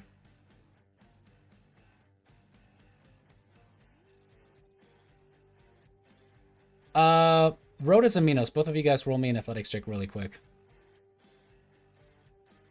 Rhodas, for you, that is still going to be with advantage, so straight roll. Jesus Oh my Christ! God. I'm gonna at this point, because that's just like a perfect time. I'm gonna say the athletics bonus. So you are now in 4th position, falling behind on purpose. Crystal will be cheering for Spira. She'll be like, "Go, Spira, go!" And she is doing a good job as they're starting to cut ahead in front of you guys. What I'm doing is using the sandbagging technique, often portrayed in Mario Kart. You fall to later places so you can get the better items. Get a crazy 8. Alrighty, Pancras is going to make the con save this time, and you two are going to make me athletics checks. Did you say his name was Pancreas? What it sounded like. Pancras. Pancras. You digest that sugar, buddy. Dude, today is not the day. What are you doing, Ryan? Oh no, Ro. Alrighty, so going through all of this stuff. Leyland is doing pretty damn good. Minos, did you roll me an athletics check yet? Oh, no. He can't be doing that well. He just rolled 2 natural 1s. Fuck that guy. Alright, Pancras gets a level of exhaustion. Let's see. Needs some insulin. Spira does start pulling ahead to 1st place. And then it gets interesting. Rhodas, you didn't do so hot. Minos, 22. pulling to second position. Leyland cuts to 3rd. Oh, Rhodas, Wow. no. Rhodas, roll me another athletics check if you would. Still with advantage. If you insist. Alrighty, My you God. are not last. Okay. Ugh. Alrighty, as everyone is just kind of sprinting ahead, we're going into the final rounds that Rhodas had the psychological boost of being the person up front, seeing everyone else run past him, including this massive Goliath. Maybe this is going to spurn you on to do Only better. want to beat Leyland. That's all that matters. Exactly, right? Alrighty, Spear is going to make a con save. Rhodas and Minos, go ahead and make me those athletics checks if you guys would. With advantage again? For me? Last one.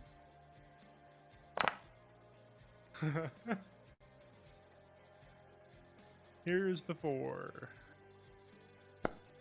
This Oh, is a yours skill is a check. check, so you don't even get the 4. Yeah. Oh my God, Rhodas, no! What is happening? Those are like all sub 8s, right? Yeah, I think the 6 is the highest I've rolled. I'm gonna Eldritch Blast Leyland. Rhodas, you aren't attacking. These aren't attack rolls. Oh my Reset the God, brain. this is amazing. All right, Minos, you still got... Okay.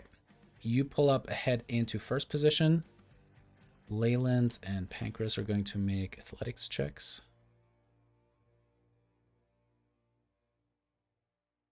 And... Oof.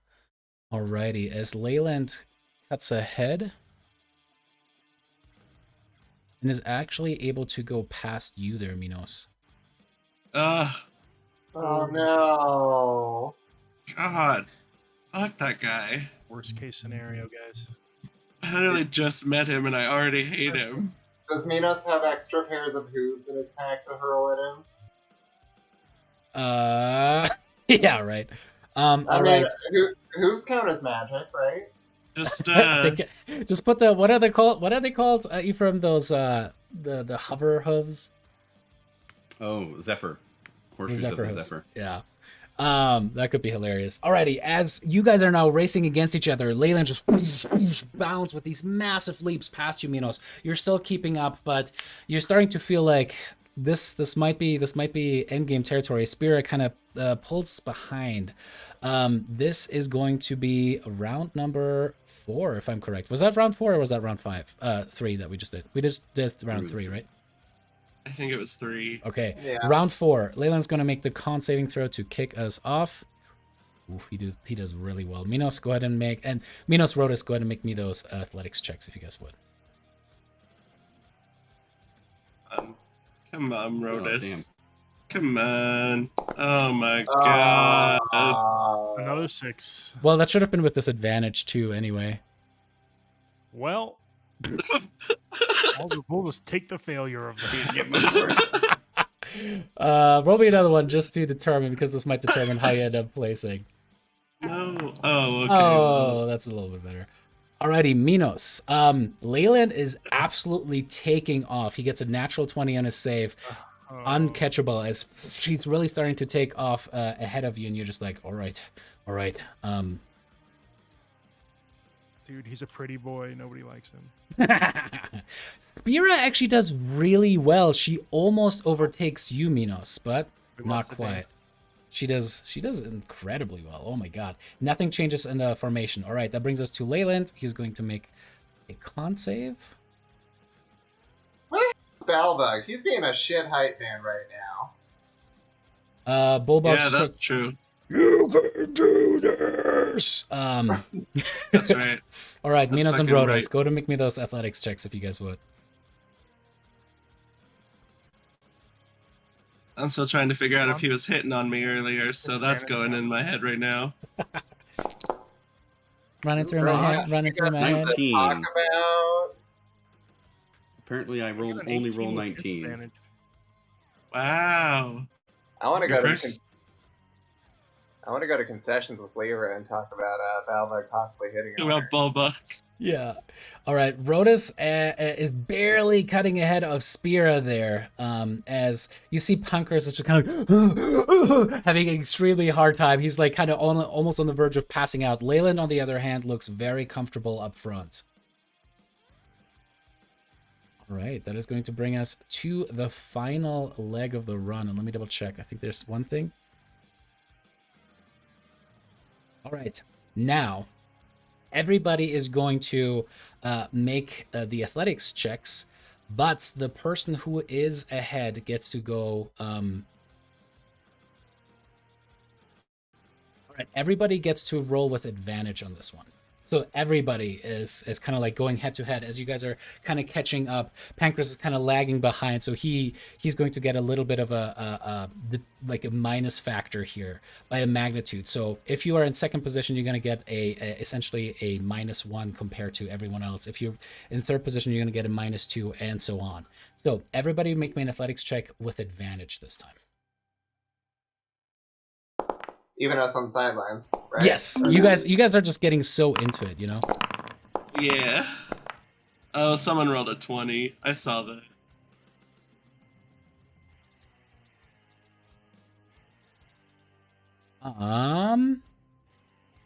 Rodas, I don't know, forget. but- Yeah, okay, no, that is That was that. my advantage. Yeah. Alrighty. As that goes on, Leyland rolls a swear to God. natural 1 and Okay. a natural 2, and starts falling behind as he starts to huff and puff and have a harder time. Oh, Now, shit. Minos Fuck kind of that goes ahead with a 16 total. Rodas, you're at a 12 total. However, you watch in horror, or not in horror, but actually in impressed state, as Spira absolutely cuts ahead in front of both of you guys. Leyland ultimately gets a 12, falling behind you, and Pancras absolutely last. As Rodas, you're just like barely are able to cut ahead and place in front of Leyland there. Spira taking That's the real victory. taking her second fucking goal tonight. Shit. All right, we gotta kill Spira. Yeah. No, Spear's nice. Bristol will be cheering for Spear. She'll be like, "Yeah, go Spear!" I mean, she kind of looked like Wonder Woman. Can we really All right, go we on gotta Wonder kill Woman? Spira and No, she Brissa. doesn't. She's got Fangirl. she's got short hair and looks like a gladiator. She looks more like Athena from Borderlands. I picture. And since we lost Damon and it is kind of about break time, we'll take a short break and hopefully get back here in a little minute. He's back. Oh, there's the mic. Let me say it again so you can hear it. He's Yeah, back. we're gonna go on a short break. Because you know, it was a good trigger for that one. But B, it's a good timeline to jump into that. As congrats, Minos, you got a silver, and Ro, at least you placed ahead of Leyland. Most of all. Man, what is it with the cursed rolls and Brian? I can't figure it out. It's nuts. Anyway, we'll see you guys here shortly. Let's make this a super quick break. Make it like 5 minutes, and we'll see you guys shortly. Okay. Oh, that's a...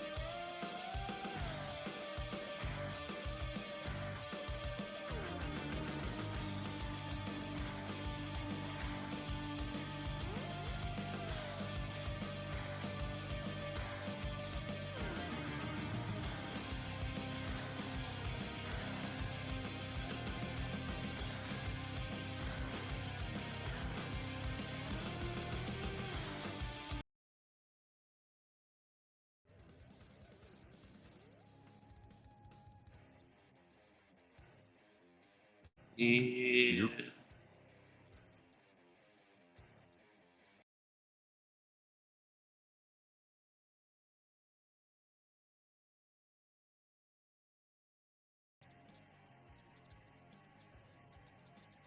Alrighty, as we go back into it, yeah, this is going on. Spyra like does so much better than I would have expected her to do. This is amazing.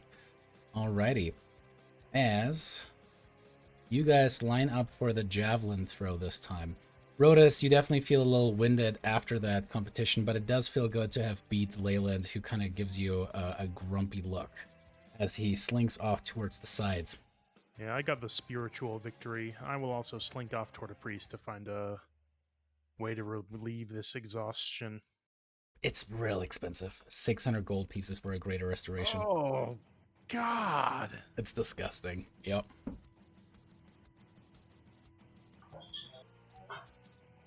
Oh, this is gonna suck. You do know from your bestiary days, if you are able to maybe convince some of the sideline folks to pitch in, there's a chance that you might be able to get enough money together to do that. All right, I'll try to find some Peether fans if I can find their or Astoria peeps if there's an Astoria section, and I'll go and I'll make my case. All I'll right. say, What you guys don't want to see. Go ahead. Go ahead.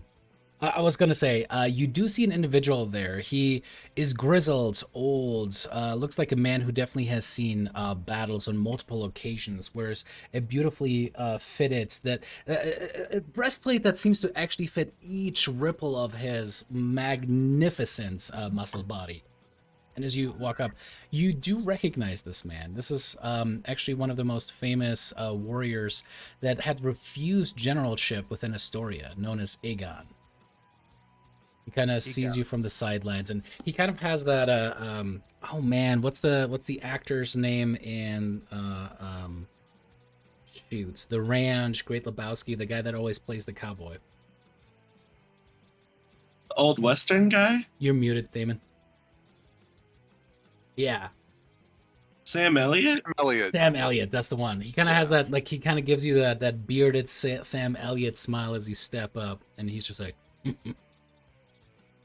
you did pretty good out there. Almost made Astoria proud. And he gives you a little wink. I have to say, it took quite a bit out of me. Yeah. That's usually why I sit out the running. But you all wanted to sign up for everything. Are you competing yourself? Oh, of course I am. Bring honor to Astoria and all that. In which events? Well, I will have to double check this, but I do prefer... I do prefer, and he kind of lists off the ones that he will be competing in or try to place in. This token is hot. Isn't he, though?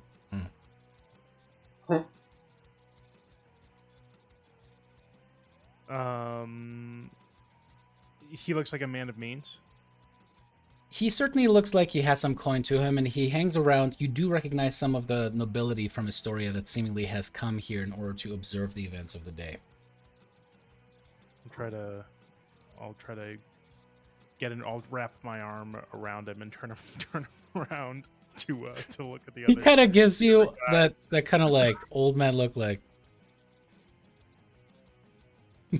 And I'll say, fellow Astorians, don't you you want to see me compete at the peak of my physical ability?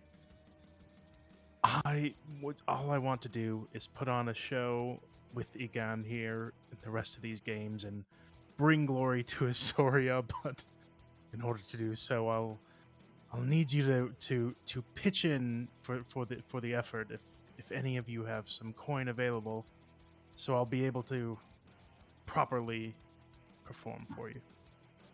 All right. As you kind of do that, and he gives you a sly smile, like, "I see what you're doing there, motherfucker."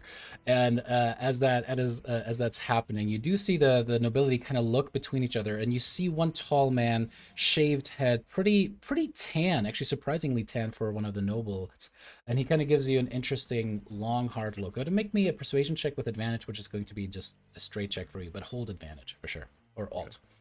Hold that advantage button on your keyboard, you know. But one that says Foundry VTT Advantage button. Man, I held Alt, and it was a straight roll, right? That's expected. Mm-hmm. With So a as 6. Jesus Christ, the natural 4. It's just Rhodas is just not catching a break yet. He's You need to actually just cursed. like roll like 40 d20 right now and just like Reset. blow the thing out. Here, I'll even do it for you. Let's see what I can roll. 40 d20, you said? Yeah, sure. I just picked a randomly high number. 3 natural 20s, 3 natural 1s. Hopefully that Jesus. resets it. Balance in all things. Oh, alrighty. As you guys, as you watch all of these gathered nobility, kind of like pathetic. Just go compete. You'll do fine, and kind of walks away from you. Classic. The bald man actually does consider you're a little bit longer. Steps up to you. Aegon just kind of shrugs your hand off and goes, "I'll see you when I see you, pup. Good luck." And he walks away too. But you see the bald man kind of approach and goes, "So you are the one that my daughter could not stop talking about." Is this Corinne's dad? Oh no! Oh, jeez. Perfect. Yeah, I've been meaning. We came to see you, to thank you for giving us those horses, for letting us borrow those horses for a For time. the record, I never approved of you getting those horses. Oh. Your daughter just doesn't seem like the lying type. I just wouldn't have expected it. She is willful like a stallion that needs to be broken. Oh my god. I've never heard someone Jesus. talk about their daughter that way. Right? Oh my fucking god. You get the sense this is man old school. this man looks at every interaction in life like the horse trade that he very much is involved in. He's straight up old school. What exactly is your intention with my daughter, son of Peter?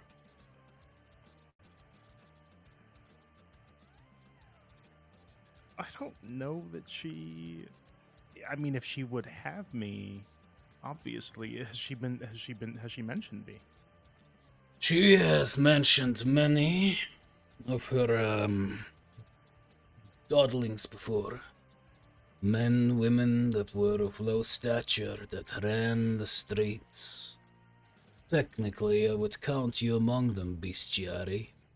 I asked my sources about you. There wasn't godly blood running through your veins.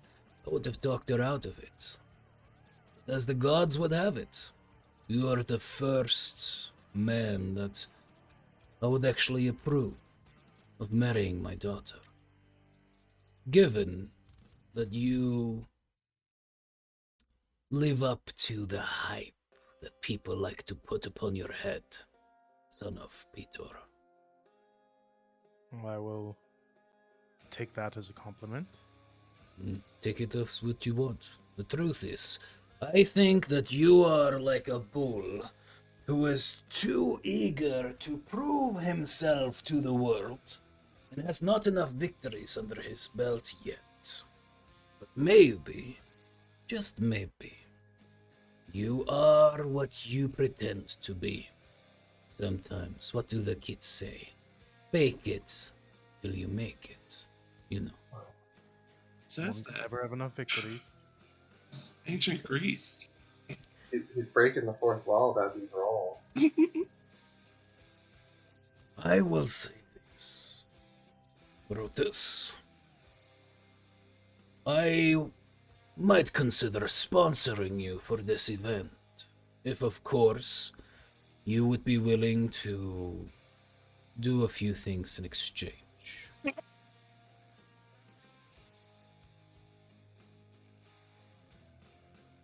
Like to know what I'm getting into. A All few right. things. You are smarter than you appear, so that is good at least. On one, two. First, Go ahead, sorry. No, you go ahead. First, I need you to proclaim at the end of the games, whenever you win a medal, that you are winning in the name of my estate. To cry out and profess your adoration for my daughter in particular. And finally, I would like you to swear an oath to me, boy, that you will make an honest woman out of my daughter, that you will marry her, and thereby combine our houses. This man is psychotic. That's a lot for 600 gold. Jeez. Do it, Rodis. Can't fail in front of your dad. So you're such a bad influence. I mean, how often does this type of money come your way? Oh man. 600 gold. That is a lot of money. And it's not an oath? Are you selling your soul? I don't But I know. would have to immediately use it to get rid of one exhaustion. Like, it's a lot of money, but I'm not actually getting a lot out of this. Especially for an oath. What I'll say, I can agree to the first two, but I can't agree to marry your daughter until I know of her own feelings for me. Oh, the girl Last week, is head over heels in love with you, you fucking fool. You know Last this. week. Stop playing coy.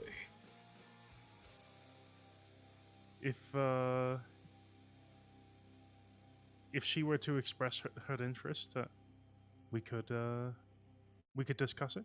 Well, see, she's still in Astoria. You want to go competing looking like a half-flaccid dick out there? This. I guess. I like this guy. He's got. I tell you what, you're a negotiator. I appreciate that. I don't want my future son-in-law to be a dunce. So how about this? How do they say, sweeten the pot. In addition, you shall receive stabling and fresh horses in Mitros, Astoria, and all of the smaller inns between here and Astoria. Anytime you need them, they'll be added to my tab. All right, now Rodis's political brain is kicking in, and he's making some calculations. This guy is incredibly powerful, and marrying into his family would actually be, like, even if I wasn't really interested in his daughter, it would be an incredibly beneficial move to make regardless. And if Valis and Acastus' relationship proved anything, is sometimes marriage ain't about that love. And, like, everyone here has, like, mistresses and stuff. Like it's totally seems like just that's the deal here. Plus, it's also like ancient Grecian themed, so you can be as gay as you want to on the side. And I'm gonna become a general when I get back to Astoria anyway. So I'm gonna, like, that's sort of the plan right now. So I'm in. I will. What is his name? Shit, I gotta look up the notes. Am I privy to this? Is Yanni privy to this conversation? Dad. Roll me a it's heads or tails. You choose. He's basically Tails. paying me- Always tails. Yeah, he's basically Ready? paying me a dowry for his own daughter. I'll take it. It is I mean, heads. that, You are that not is there. how dowry works. Fair enough. Oh yeah, that's right. I forgot about that. His name is Midas. I thought dowries were Midas. the other way around. Of course. Dowry is Midas. where you pay Or someone to Midas. take your daughter away. All right, as Midas just goes, very well then. Shakes your hand and motions over for a priest to arrive, and you do see a priest of Valis kind of arrive. Yes, Midas, how may I help you? Comes. Please, absolve this young, strapping hero of the condition he finds himself in. Add it to my estate account. But before, and he's still holding onto your hand, kind of putting his other big meaty hand. And this dude is actually as tall as you. Like, you can tell he definitely comes from warrior stock himself.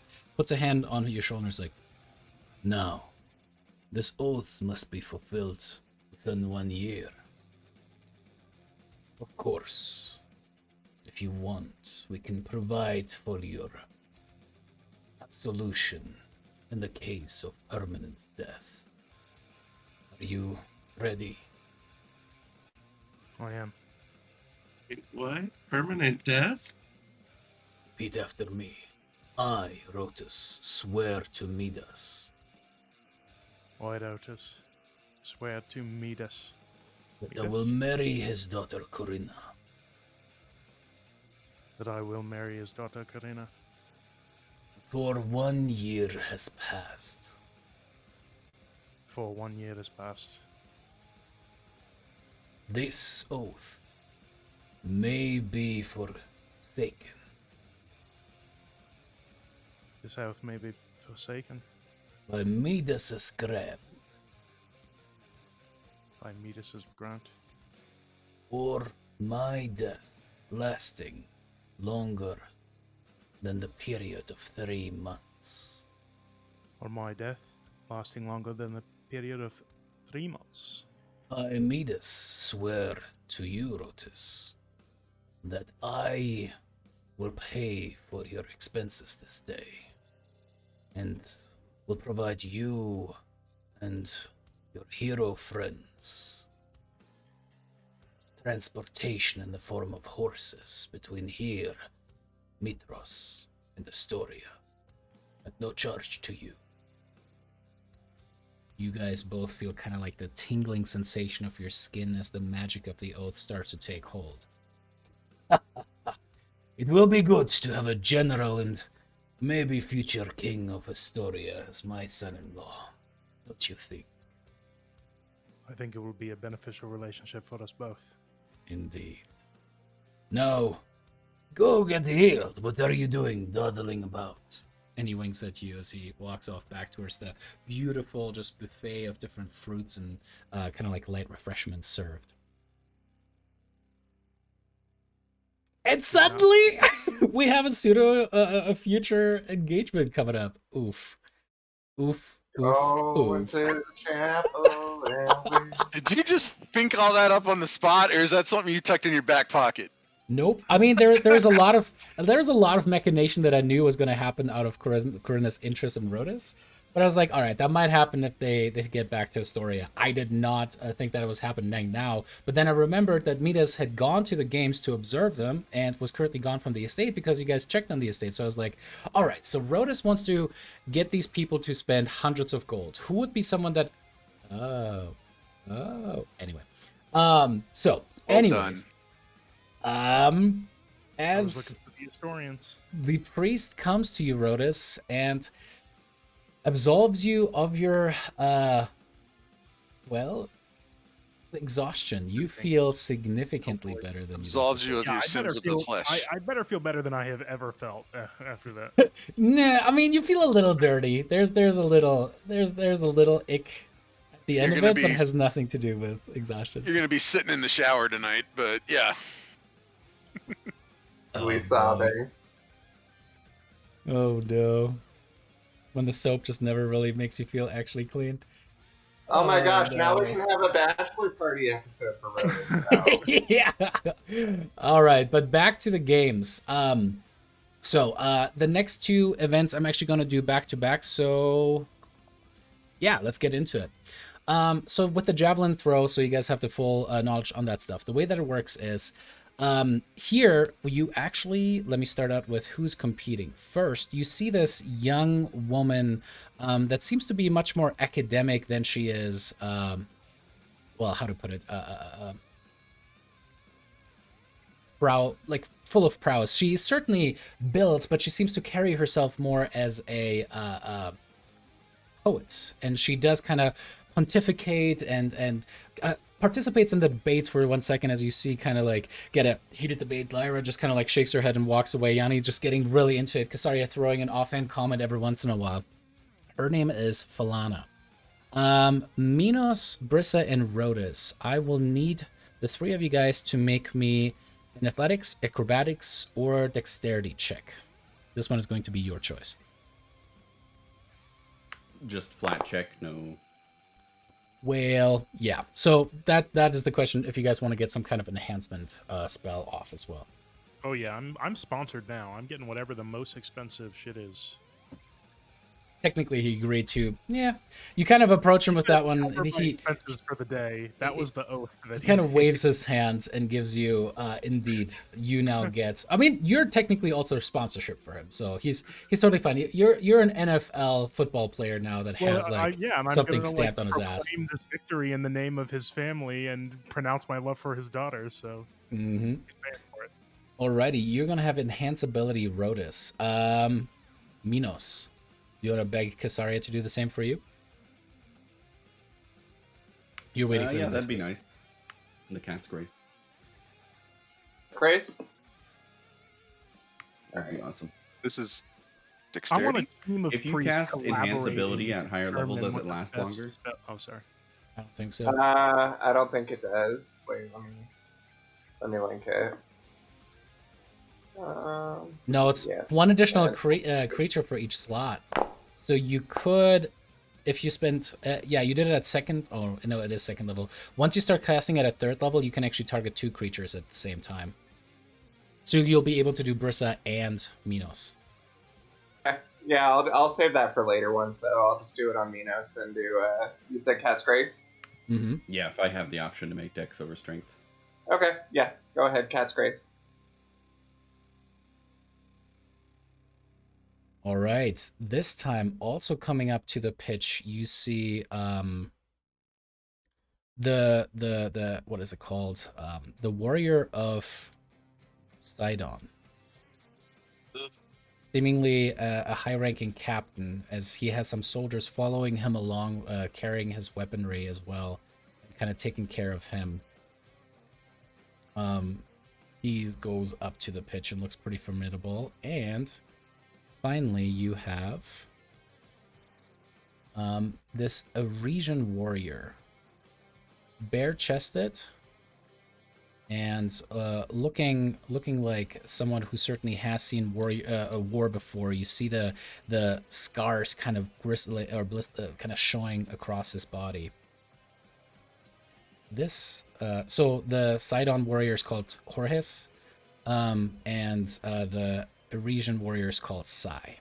All right, Minos. That seems backwards.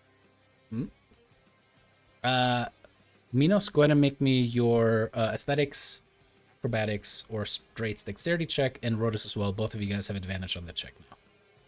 So is this Sai somebody that, having grown up in Arisia, is like famous there? Like, would I know who he is? 100%. Yeah, he's definitely lauded as one of the best warriors of his time.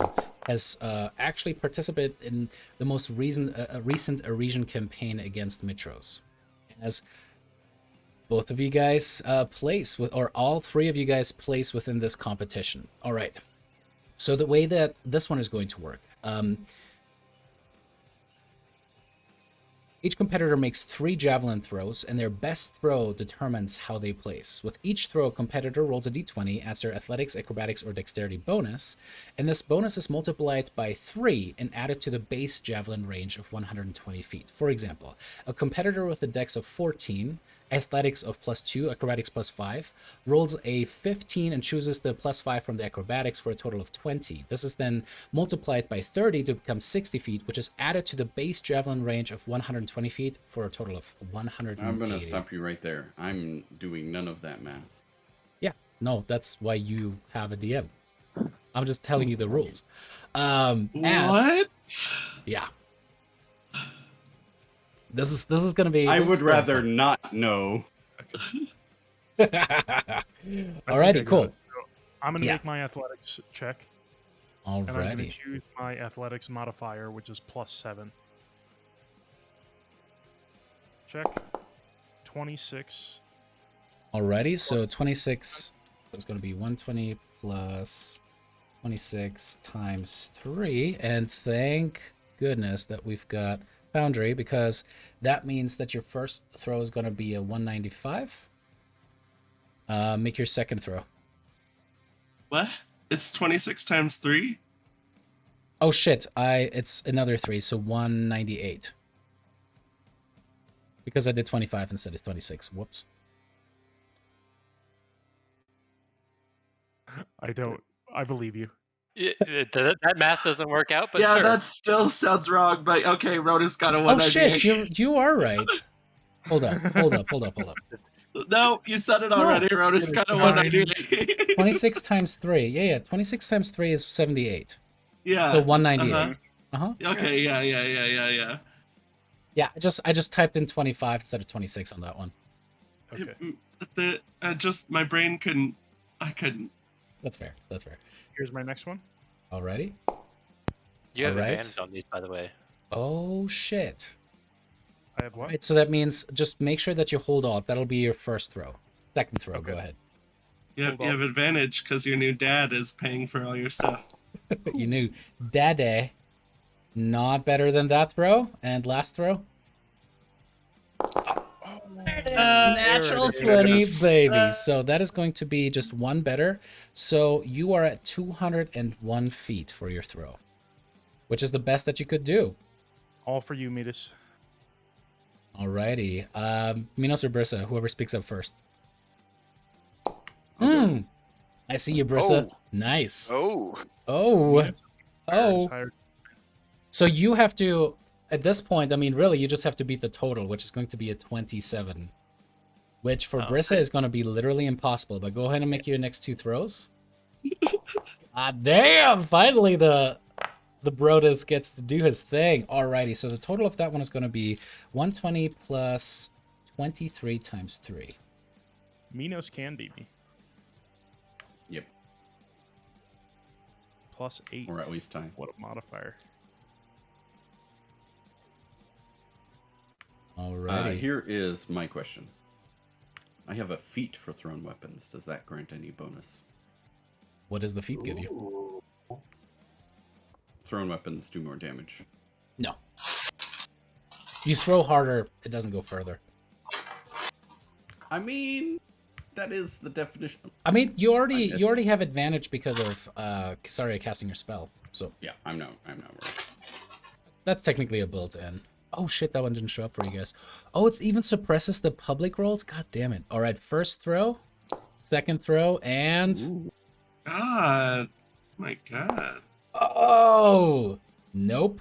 That means... But that does put him into though. third place. Or second place.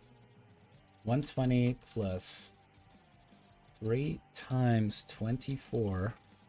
192. Mm. Guess we're pretty far from being the golden calf on this one, boys. Oh. He turns in. I've finally figured out how the math works. Yeah. All right. Falana is going to kind of pontificate in the beginning as she then turns around and makes her throws. Oh god, these are pathetic.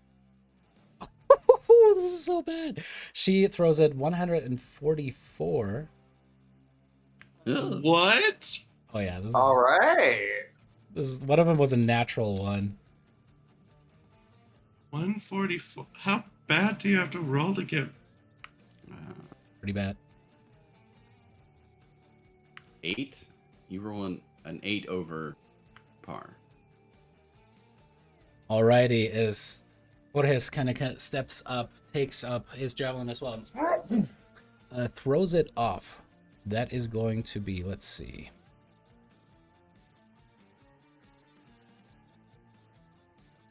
Complete shit. Alright, nice. Complete shit, but not good. Alrighty. 3 times that. 168. So you guys beat Sidon Boy pretty good.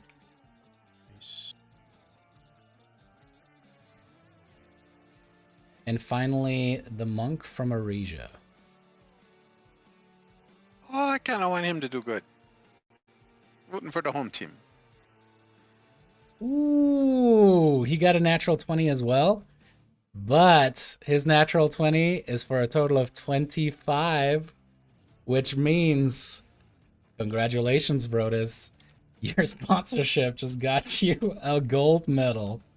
It also He's means number Brissa got one. knocked off the podium again. Sorry, Brissa, we love you. No. Alrighty, So as Minos taking home the bronze. yup. Can Goldie compete on Briss's behalf for some of these? Oh man. Alrighty, so that means that in order, Rodus is first place, Minos is second place, and Syed places third. Briss, all you have to do is agree to marry somebody. Like it's like Yeah, you like It's making oaths. easy. It should be easy. You can be wanna the win? runaway bride. just sell your soul to the richest guy in your hometown. You can't really run away bride if there's an oath involved. Yeah. Might be a little bad. Alrighty. You just have We to all know make sure there's two Richard things Gere Brissa isn't chasing collects, you. and that's dragon scales and oaths. So, True. Hey, I'm not the one with dragon scales. That's that. You know that. That's that, you know, Lyra, technically. That's I mean, Lyra. you guys have a connection.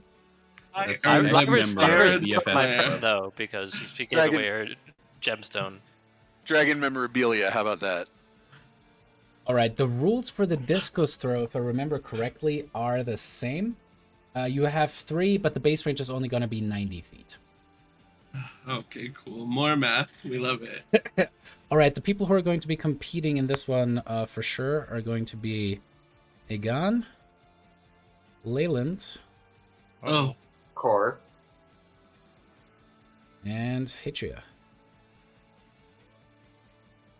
Atria. Alrighty, Minos, Brissa, Ro, go ahead and make me. First up, before we go. if Waiting? Leyland is competing, I want to find his little priest friend. Sure.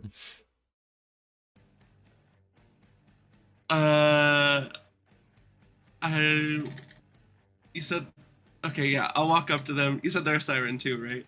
Mhm. But they're like dumb, and they got their wings all tied up because they're dumb. That's not what sirens do. You're stupid. What a stupid siren. But anyways, I'll walk up to them, and I'll be like, hey, so our boys are competing again, and I really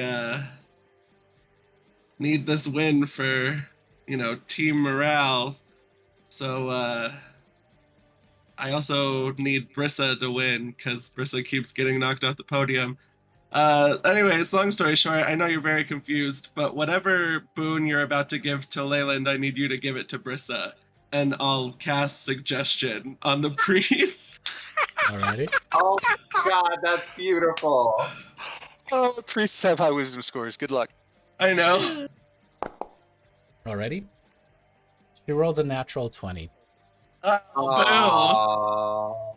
As you kind of cast, or like the magic of your words kind of goes over her, she's like, did you just... Guards! Guards! As you do see some Centurions kind of start to jog over, Archimedes kind of comes over as well. As the situation kind of starts to heat up over in the sidelines from you guys' perspective. There is immediately just like this accusational aura about her. She's like, she just tried to influence me so that I would cast something upon someone else. This is, at the very least, theft. At the worst, it is against the laws of Mitros. You cannot simply do this. As Archimedes just kind of puts his hands up. Please, we have heard your account. Please, Lyra, this can't be true. No, I was just talking about how well both of our teams are doing. I would never. Obviously, you can't cast on someone else. That's like the main rule. Make me a deception check, Lyra. Fuck this bitch. Let's hope the dice back that up. 22.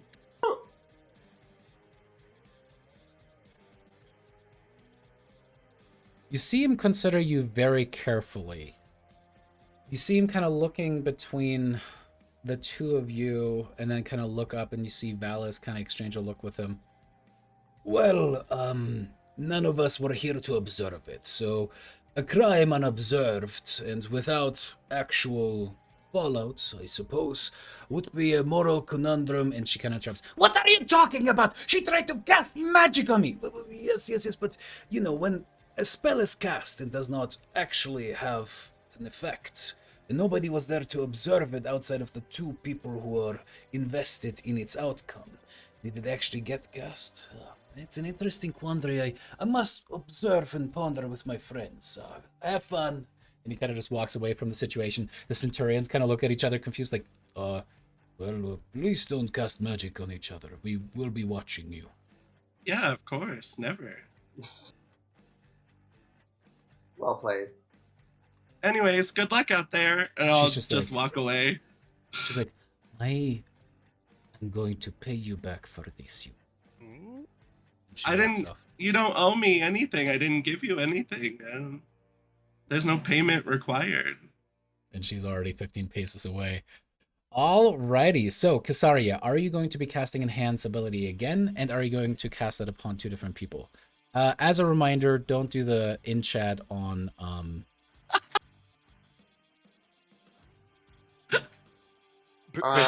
Bristol will say that we should wait and for the boxing and relay race for the enhance ability.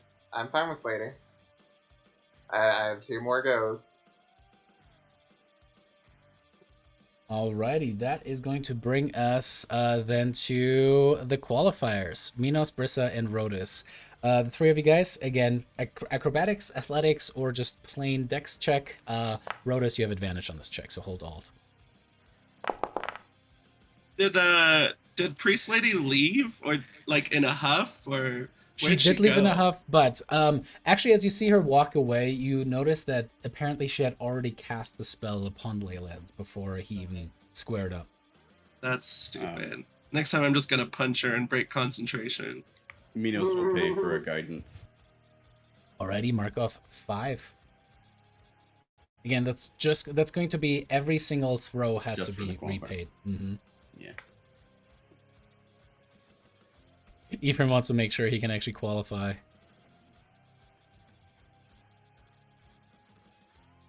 How much is enhance ability? It's advantage. 100. What? Oh, it's 100. Oh, It was 100. Oh, for gold. Sorry. All right, you guys all make it into the qualifiers, as we're going to now go down the line from starting with Minos and then going down that way. Minos, go ahead and make your 3 checks. Also, are you going to pay extra for... Nope, I just wanted to get into this part. Alrighty, no roids. It's gonna be good. nice. Nice. All right, Solid. 26. What is that, 78? So 168, if I'm not mistaken?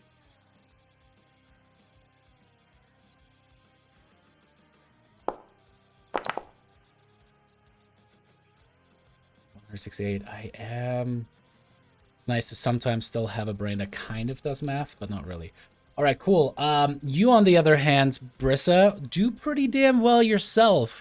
A little bit less good. At 159, it looks like. But still, not bad. Alrighty, Rodus, you go up to the pitch. You have advantage on each throw.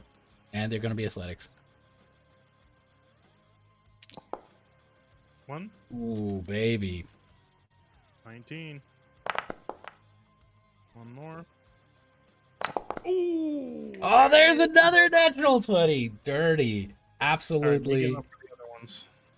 Making up for the exhaustion that I took. Roids, man. They're one hell of a drug. All right. Barely beating you out, Minos, for yet another second place. Potentially. As that is going to... I don't feel bad. I'm a natural competitor.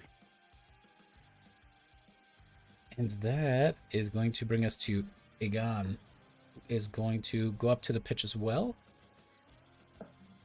these are the Mitros rules now, but wait, in 13 years they'll take all his medals away. He actually gets a natural 20 as well.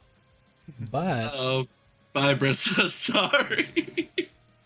God damn it. I Brissa tried. placed in the jump though, right?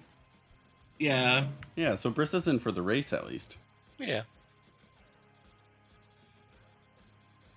I tried. Next time I'll just kill her. I don't know. All right, he gets 165 feet. Kind of goes up next to Oh. you, Rodus, and just like, pretty good work. Huh? I'm excited Wow. to see how the others do. That is going to bring us to Leyland. What a weak natural 20. All right. Ooh, Leyland starts out strong and finishes really fucking strong. Oof. Do the math, David. Do the math. I should just do it in my head. It would be almost faster. Measuring in at 174. Oh. Leyland takes modifier. first place. Bastard.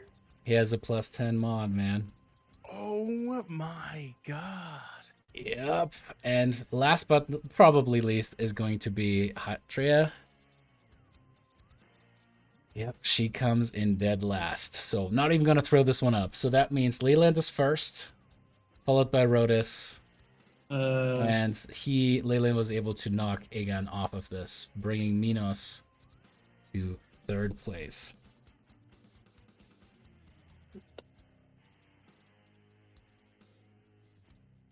Can't win them all. Hey, Ro.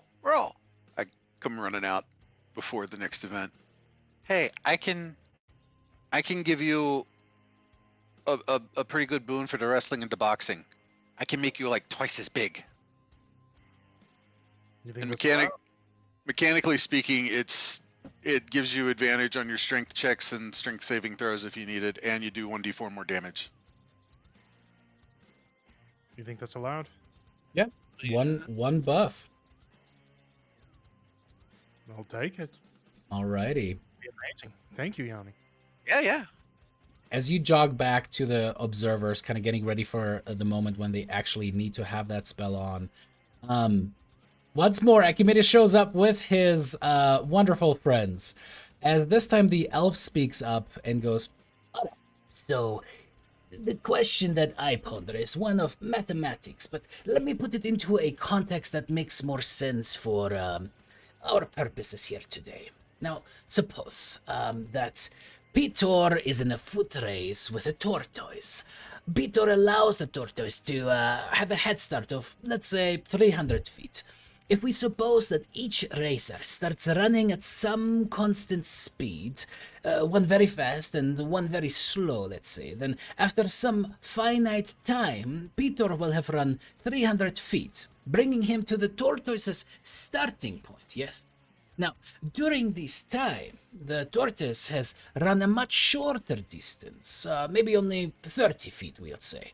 It will then take Pitor some further time to catch up to the additional 30 feet, by which time the tortoise will have moved even farther ahead. Now, it takes more time for Pitor to reach this third point, while the tortoise continues on to the fourth point and maintains its lead. Now, what I am pondering, mathematically speaking, whenever Pitor arrives somewhere the tortoise has been, he still has some distance to go before he can catch the tortoise, despite running much faster. Clearly, this means that Pitor will never catch the tortoise. How do you explain this paradox? That's wrong. Your logic is just wrong. So if it takes Pitor X time to reach the 300 feet, Wait. and in that time, You just put a letter into a mathematical equation. Genius! Okay. Write these down! I kind of slap him on the side. so yeah. Anyway, if it takes him however much time, X time, to get to where the turtle started, and in that time the turtle moved 30 feet, that means it moved 10% the distance that Pitor moved in that time. So that carries forward. If it moves, or when Pitor gets to the 330 foot mark, the tortoise has only moved another 3 feet. Pitor gets to the 333 foot mark, and the tortoise has moved another 1.5 feet. Right. Or no, that's not even right. The tortoise has moved another. Some small What's a fraction tenth of thereof, 3? of course. Like 0.3 feet. The argument is that at any point, even if we start going into infinitesimally small numbers, I understand the paradox, but mathematically speaking, is it not fascinating that the tortoise will stay forever ahead of Pitor? Yet in the real won't. world, as we see it, at some point Pitor will overtake. But it is still fascinating as a mathematical constant. Okay. I don't think you're right. Okay. You're talking about an asymptote. Let me stop you right there. In this situation, Pitor's a drunk, so he would never be in a foot race. I don't know if you've met the man, but he... There's kind of like one of those like academic kind of laughing behind your hand situations as you insult a god. Lyra does kind of have a point. Do you guys have you ever even met him? Of course, he's right over there, spewing things about his son. And some kind of you know what, supposed actually, marriage? Have you heard about this? I'll wave him down. Hold on. Pitor, hey! Pitor! He just kind of like goes down into like a kind of like an easy squat, and poof, just like takes off flying and poof, just kind of landing in the pitch. Everybody who's kind of waiting for the contestants to clean themselves up and get some rest in, they kind of cheer as Peter kind of goes on. He's like, Lyra! Yadi! Yes, Kazaria! Have you heard the great news? What? Wow. My son is getting married! Everybody! Is this this a son we don't know another son? about? Yeah, that's my Yeah. question. Wait, well, I should probably keep it under wraps. But Are we talking yes, about it is Rhoda? done! It is done! He's going to get married to a nice Historian girl. That means that, well, his prospects in Historia will be great. He will make such a great general. And the kids, I will have little grandchildren that are just going to... you see all the academics Lyra, just kind of look at each other. How Like, drunk does he look to you? Because this doesn't sound right. Hey, April! Woo! It's been a long time. As he's just kind of going. But anyway, I am excited to, about the marriage. I am so excited for my son. I don't know. Right, yeah, I haven't seen the girl yet, or have I? Do we know who? She has stepped up in front of him, but he was dead drunk. Hey, Peter, quick question. Yes. Could you beat a turtle in a foot race if you gave it a 300-foot lead? Her question: Of course. Would you ever get in a foot race with a tortoise? Would that even be something you would do? Well, if you asked my sister Kyra, she would probably cast some fucking spell on someone else and insult me by turning them into a tortoise. No, I take that back. She would probably try to turn me into a tortoise so that she could shame anyway. So yeah, probably, but I could beat a tortoise in a race. Are you kidding Right. me? Yeah. So I'll just turn back to the scholars. I'll be like, you know what? He's right. You guys absolutely forgot the Kyra variable. So Exactly. the The whole Kyra thing variable is well just- known as a chaotic factor in literally everything we do. Dealing with the gods, it would be so nice to be able to draw little nice squares around things, but we don't get to because the gods... And Peter You just tried like drawing- big and just kind of like crosses his arms. Because the gods. Have you so magnificent. have you tried drawing triangles around things instead of squares? What? I like Oh. octagons. You go like here, and then you go here, and then you can just go here. We could start measuring how circles are drawn with these to understand the implications. And as you guys It's just kind of like you're cutting up a pie. What is a pie? Tell me more. It's a dessert. It's really tasty. It's like full of fruit. Is that Yeah. something from Arigia? I guess. Wonderful. don't- We I will have just- to name this mathematical invention after this pie genius. Okay. Right. Well. Anyways, Peter's a god and he would win. So Exactly. My son is gonna get back. And he just kind of leaps back away from you guys. Alrighty, which is going to bring us directly into the wrestling competition. he's starting to grow on me a Oh, little. man. All right, the way that wrestling is going to work. So this one is going to be essentially competing grapple checks as you are actually going up against one another ultimately to determine who going to go first. So it's going to be just a round of elimination. And with that, the first thing that I need you three to do, and Rhodus, once again, you do have advantage on this automatically. Are you guys going to cast anything on Brissa or Minos?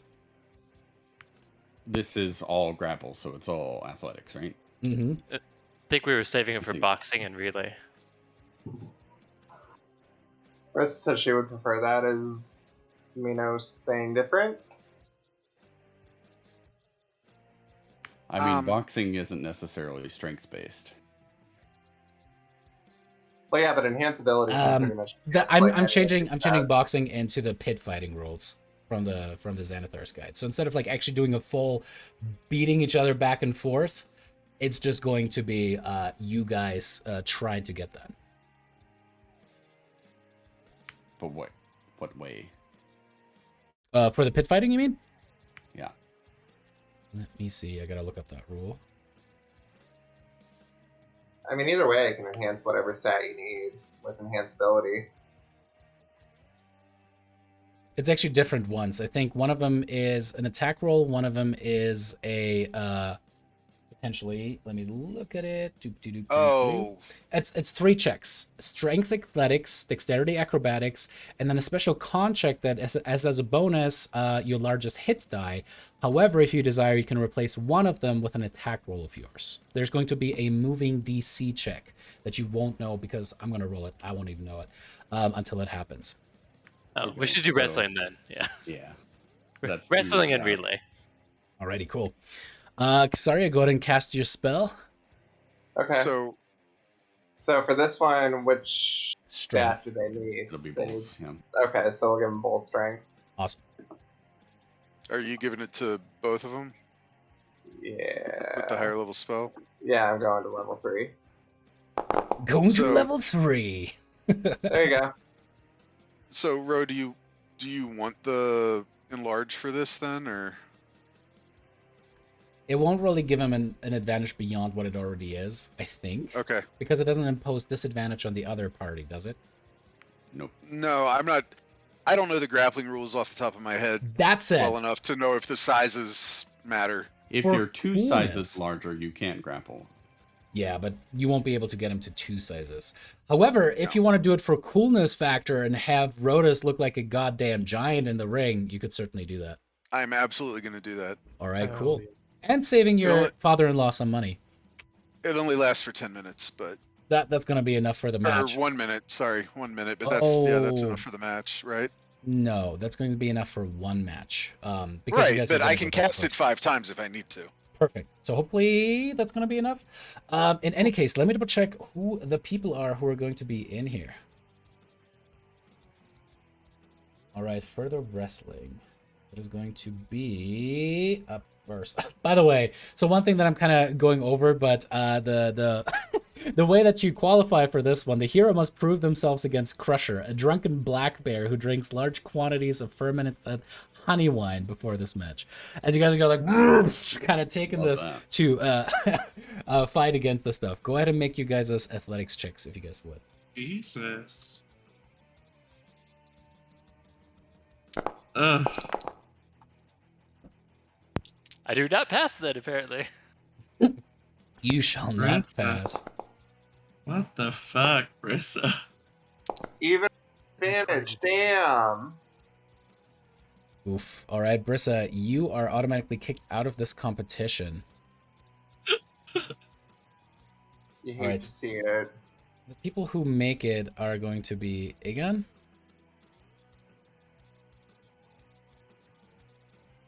Borges, That bald Sai, bastard better not be in here. and you fucking know he will be. The plus 10 to athletics? Why would he not? Alrighty, so this is going to be to determine how you guys do this, and then there's going to be, just because we have a slightly odd number. Yeah, because that's technically all right. We're going to figure it out from there. First things first. Rotus, as you kind of go up against Rigon, he is perfectly oiled up, and so are you. As you guys are gonna go up against each other, and he's like, "All right, boy, show me what you've got, huh?" As you guys rush, rush at each other, as you just like, well. So you have to recast it, Yanni, but go ahead and just mark that off. Yep. As you go ahead and you get your advantage on that athletics check. Okay, here it is. Come on. Nice. Nice. Ooh, he even had a 25, but you're able to kind of like take him, and as he's trying to grab onto you, you're just too big. You kind of start holding him as you're starting to pin him down. He's going to be the next one. This is going to be essentially that back and forth where you start in mid position, then you are in the almost win position, and then if you can push it all the way over, you got it. Next check. And it's almost too easy, as he went from a natural 20 to a natural 3 with advantage. You're just like, and he's just like, oh shit, good. And you just absolutely slam it into the ground. The dust kicks off around him, kind of gets stuck to the oil on your body as well. You put up your massive arms, and you see your father just like, yes, just absolutely go wild as you are able to best Egon. Yeah, he did that to me. Yeah, he absolutely would. Oh yeah, he tells the story. Yeah. Oh, and then I did the same thing and we got drunk together. It was amazing. As that is going to bring us to Minos and Jorge's. This is the guy from Arisha. No. This is the Sidon captain. Show him what you think of his god. Beat his ass. He kind of squares up next to you, takes off the helmet. It's just kind of completely greased up as well. You can see that there are multiple battle wounds across him, but he also has what seem to be tattoos that are just like very crudely kind of drawn in. And you see it's just like thunderclouds over his shoulders and some lightning bolts coming down into like almost like a pattern over his biceps. Or, Jesus Christ, his pecs. I have a question that just popped into my head, and I need clarification. Yes. For this theater of the mind. Yeah. Yeah. If it's ancient Greece, are they naked? Yes. Yes. Let's go with it. Butt ass naked. Okay. I'd Carry like to on. roll intimidation. See, but see, dudes always want to roll that. It's happened in my campaigns before, and like they rolled really bad with advantage. It was like at that point you just become a chode. You don't want to risk that. Just leave it to Minos theater of is the a mind. bull, so Maybe he's just unnatural. Anyway, Minos, go ahead and make your athletics check as you go up against him. And with advantage because you that's are acrobatics. enhanced. Well, first roll should stand, so I'll take the second roll from that one. So that would be the 9 plus 5, 14. As you wrestle back and forth with a, and you kind of like bend him, go over, you almost get him. He suddenly does this crazy move. He moves around you, kind of almost takes you over, kind of flips you, and almost gets you down to the ground. You are now in the hold position. One more success on his part, and you're going to get pinned to the ground. All right, go ahead and make me another athletics check. Jesus.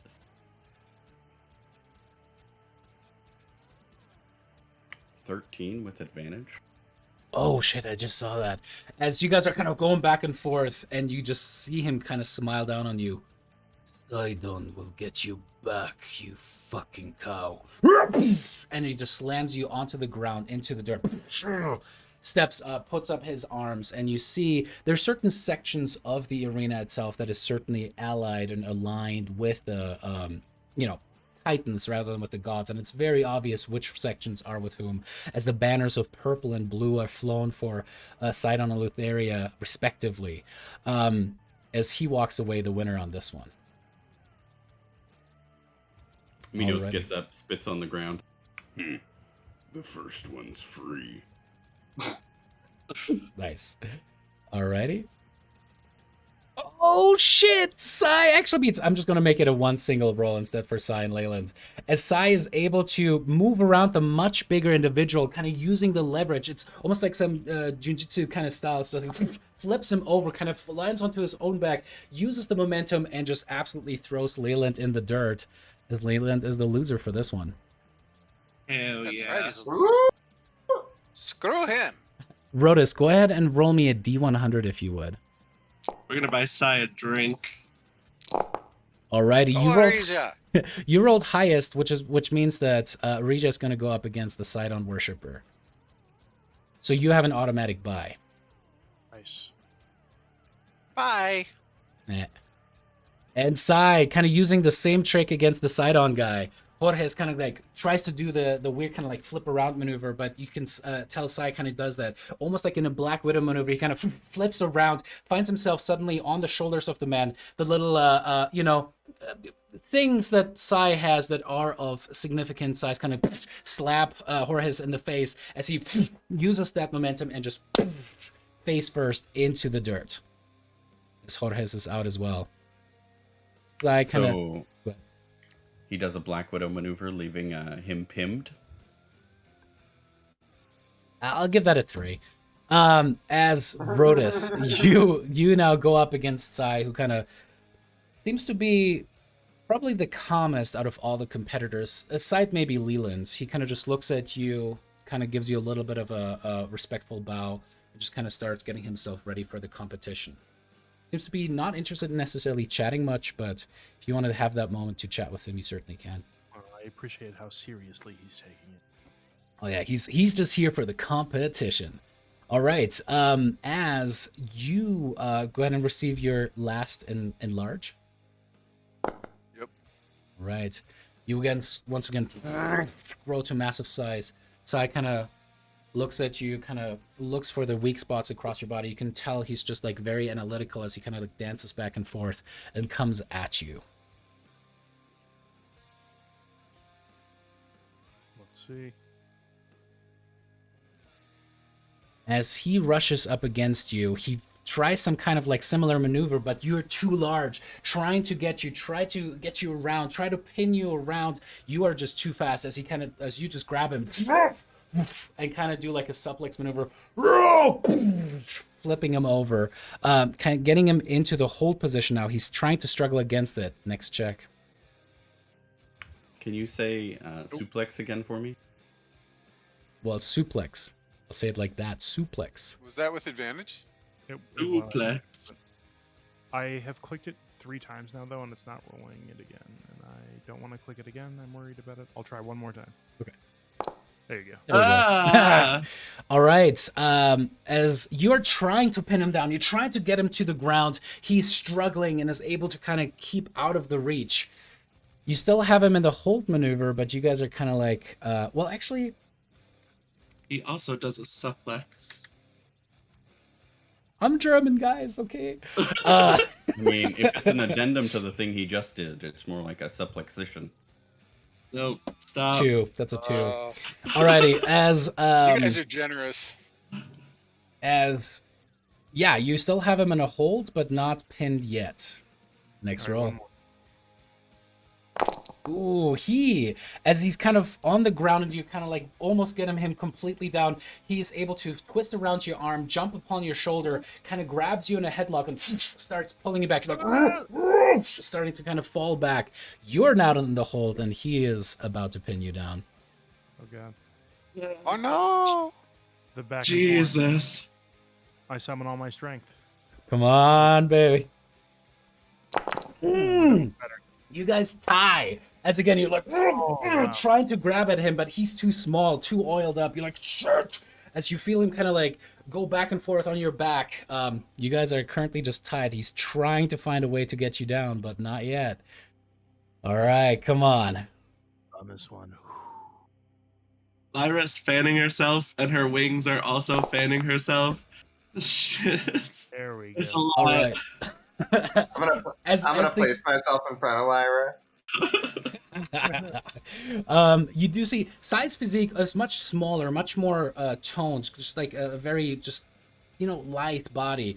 Rhodas is just like these bulging muscles, like has a hard time grabbing him. It's like when people have like really large biceps and they can't reach their back. That's kind of what's happening. But that's when you think like, and you just kind of start swinging him around. He's like, shit. You kind of grab him by the leg, get him around, and get him now off of you. So you guys are back in the middle position. God damn. All right, go for it. Jesus. What an adventure. All right, next one. 19. With that, you kind of take his head and kind of get it into the dirt. He's still hanging onto your arm. He's in the hold position now, as you can potentially finish it off. Come on, Ro, bring it home. Kick him in the There balls. it is. 25.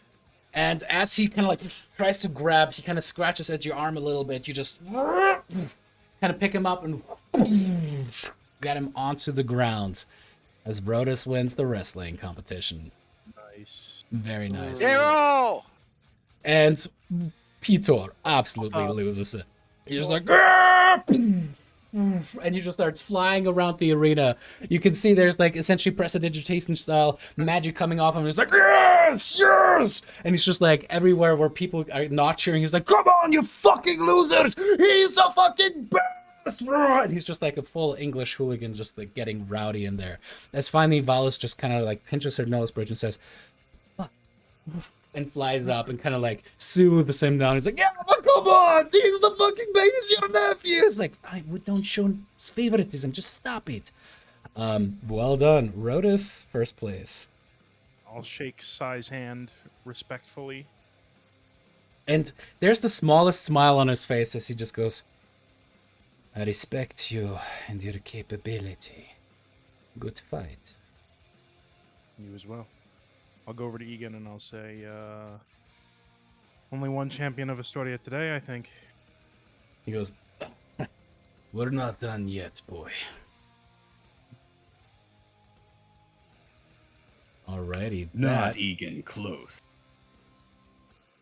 It's just reaching now, you know what I mean? Trying too hard, man. Trying too I hard. was really hoping that Minos would do better on the wrestling because I was going to show them my filet pignon. No. No. Nope. I don't even understand that one. It's like because you're pinning them. I know, it's like they're stretching so hard he's like popping his muscles out of place. Like he is tearing things in his body trying to make these puns work. Before the boxing though, Archimedes is just kind of like lounging now, offering you guys some wine and grapes as well, as he says, well, I really appreciate the input you've had so far in the great debates. Now, Herodotus here has a question as well. It's like, yes, as the gnome kind of goes up. So, imagine this. Sphinx captures a young prince of Mitros. His mother comes to the Sphinx and pleads for the return of her son. The Sphinx... Why did he capture the prince? Why? Doesn't fucking matter. Just listen to the hypothetical. The Sphinx replies that he will only return the prince safely if the mother can guess correctly whether or not he will indeed return the boy. What is the problem here? As it turns out, there is no problem if the mother guesses that the Sphinx will return him. If she is right, the boy is returned. If she is wrong, the Sphinx keeps him. However, if she answers that the Sphinx will not return him, we end up with a paradox. If she is right and the Sphinx never intended to return her child, then the Sphinx has to return him, but in doing so, he breaks his word and contradicts the mother's answer. On the other hand, if she is wrong and the Sphinx actually did intend to return the boy, then the Sphinx must keep him even though he did not intend to do so, thereby also breaking his word. I am done here. My work is perfect. As the little gnome just kind of starts kind of self-congratulatory pacing around you guys, Echinidus just goes, I'm not even sure what he's trying to prove with this paradox at this point, but it is paradoxical. If you were to guess whether one thing or the other would be true, then it's the problem of an illusory promise, right? Trying to make a guess of something that is predetermined, and then that will juxtapose within itself. Yeah, it's. Sphinx I mean, speaking what riddles it really normally. is it's a bad game by the Sphinx. And Sphinxes are supposed to be smart, right? Sphinx normally speak in riddles. Exactly. That's and Echinidus actually puts up his hand. Exactly, I would say, we heard enough from you. What, you won the debate? You didn't even ask a question, my friend. yes, but I cannot be beat, and that is all that matters. Yes. I'm out. And he just kind of walks You away. have to compete to be beat. Okay. Riddle me this, little gnome. He's already What walking gets away. wetter as it dries? Oh no. Alrighty. As the last one does kind of pick up, and it's the tiefling captain. He's like, Look, I do have an actual question that I would like to have discussed by us to try to figure out something that has bothered me for a long time. Specifically, what is the nature of good and evil? Are they metaphysical properties that can be measured or changed? For example, if a man commits murder, his neighbors may call him evil. We may rightly say that he has evil properties. Hoping to atone for his act, this man may offer to pay the victim's family gold pieces to compensate for the loss. Now let's say that the victim's family is satisfied for the payment and they forgive him, saying that he is no longer evil. The man had evil properties before he made the payment, but now he does not. If properties of objects cannot be created or destroyed, but merely transferred, where did the evil properties go? Are the coins now evil? Is the family evil? You're confusing an act with a property. He committed an evil act. That does not mean there's an evil property to him. It just means he committed an evil act. In that moment, he was evil. Outside of that, he may not be. By taking the evil action, did he not become evil? In other words, imagine like a bowl. You take a little bit of evil water out of the river and you drink it. Therefore, the evil now suffuses you. The same way that the act of committing something evil, the murder, now suffuses you. If you murder someone, you cannot ever not murder someone else and not be considered evil. The people that were left behind, the family here, would consider you evil. That's why I say, is there not a transitive property of sorts from the evil act into the person? What constitutes evil? And can it be transferred in this way? Why does it have to be transferred? That is just a question. Let's assume that it can. Where would it go? In other words, can an evil and a good cancel each other out? Can someone be truly redeemed, or once they commit enough evil acts, they become irredeemable? I think that's entirely up to the person to make the decision on whether or not they want to redeem themselves. I mean, who gets to decide what's good and what's evil? We as a people do we not? I mean, We I consider grew up murder stealing food evil. to survive. That It would be wasn't out of- considered. It wasn't out of any malintent. It was simply either I stole food or I starved to death. But take something that is considered across the board to be evil. Killing another with malintent, we'll say.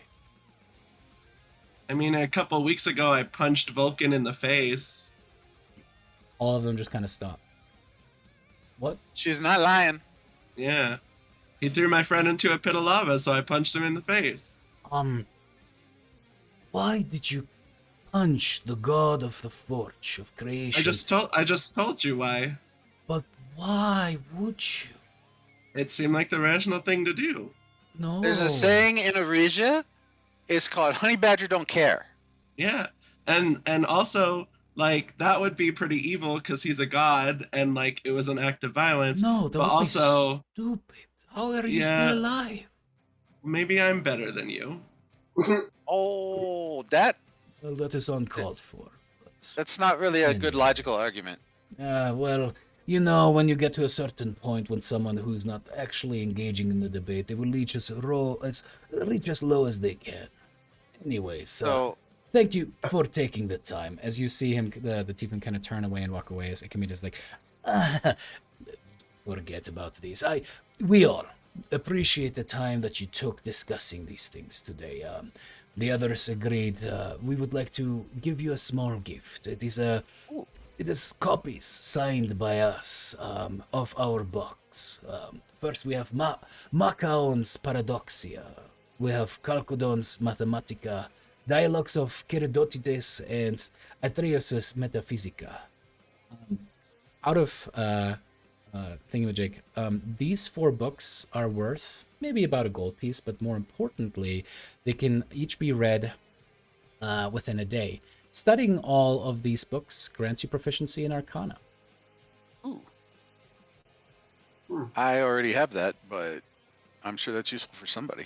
As he kind of puts that bundle in front of you guys, it's like, I just wanted to express my great appreciation for everything you've done for Mitros, for everything that you're doing for the games, and personally, in my bias, that you have done to contribute to the partial vitriol, but most importantly, the debates that move forward the thinking of our times. Well, thank you for including us, and thank you for these wonderful gifts. Of course. Well, I shall get back to the games. See you around. as he walks off, as the boxers are now getting into their positions. Did we all get books or just Yanni? There's just one set of books that was given out. Well, Got I it. mean, one set of books for all of us. Got it. I Plus, had we got Arcana, Arcana. but I got no. It's proficiency in Arcana. You get just proficiency, Mm-hmm. like a skill proficiency in Arcana, if you read them. Are they magical books, or is it just like anybody can do this thing? Is it like those books where you read them and then you can't read them again for 100 years or whatever? Everybody could pick that up, and you guys could all Oh my sample out. god!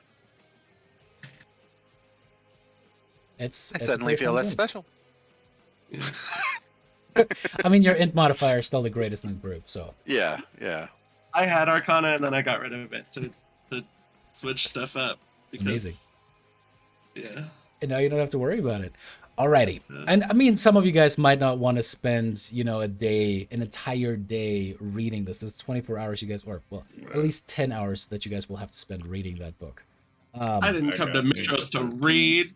Chucks it into the water. Yanni's just like, no! Jumps behind. Alrighty, as we get to the boxing, the way that I'm going to rule this is much like the javelin and the discus. The highest of those values is going to be where you're going to place. As you guys are kind of fighting and one-on-ones with people, and then kind of like a last full melee brawl with everyone involved. First, I will have you guys make me a check of your choice. The black bear, this time called Smasher, who is fitted with bronze-plated gloves, is going to determine whether you guys can make it in or not. In order to place, you can either make me an acrobatics or athletics check. Ro, you might want to. It sounds like this is going to last a while, and I'm kind of running low on spell slots. You might want to get your new sugar daddy to get you another spell for this one. Not sure I'd call him my. I don't know that I'd go that far, I don't know.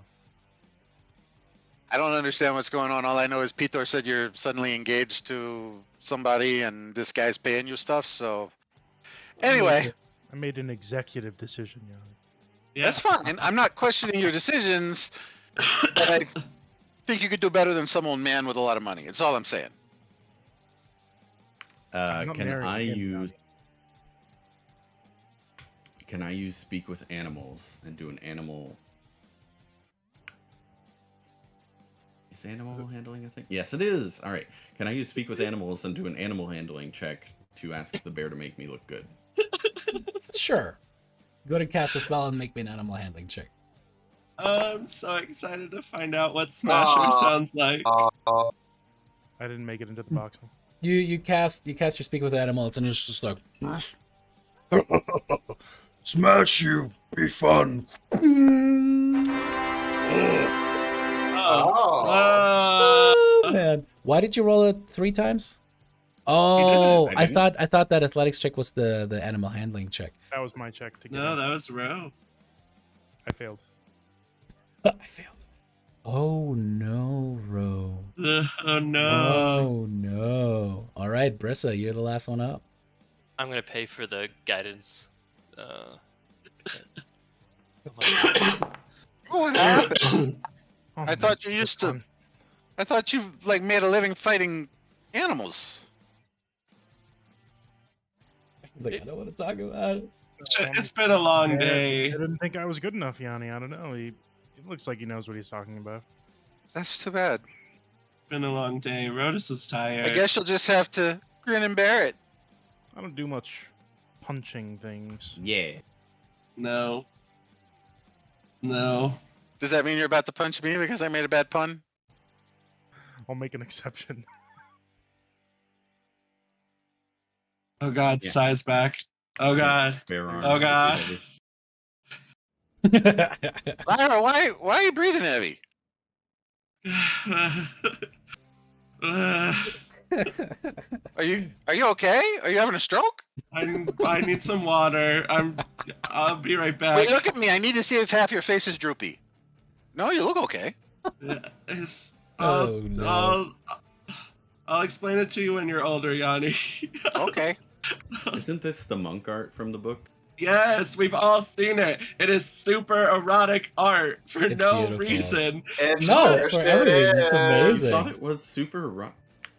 I just thought it was a beautiful monk man. Why And not it's both? a- And That's it what is. super erotic means to me.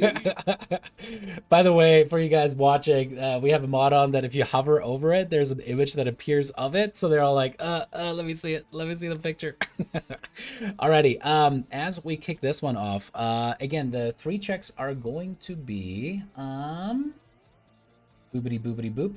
Strength athletics, dexterity acrobatics, and finally a con check that you add your largest hit die to, or you can replace any one and only once of these checks with a character weapon attack roll.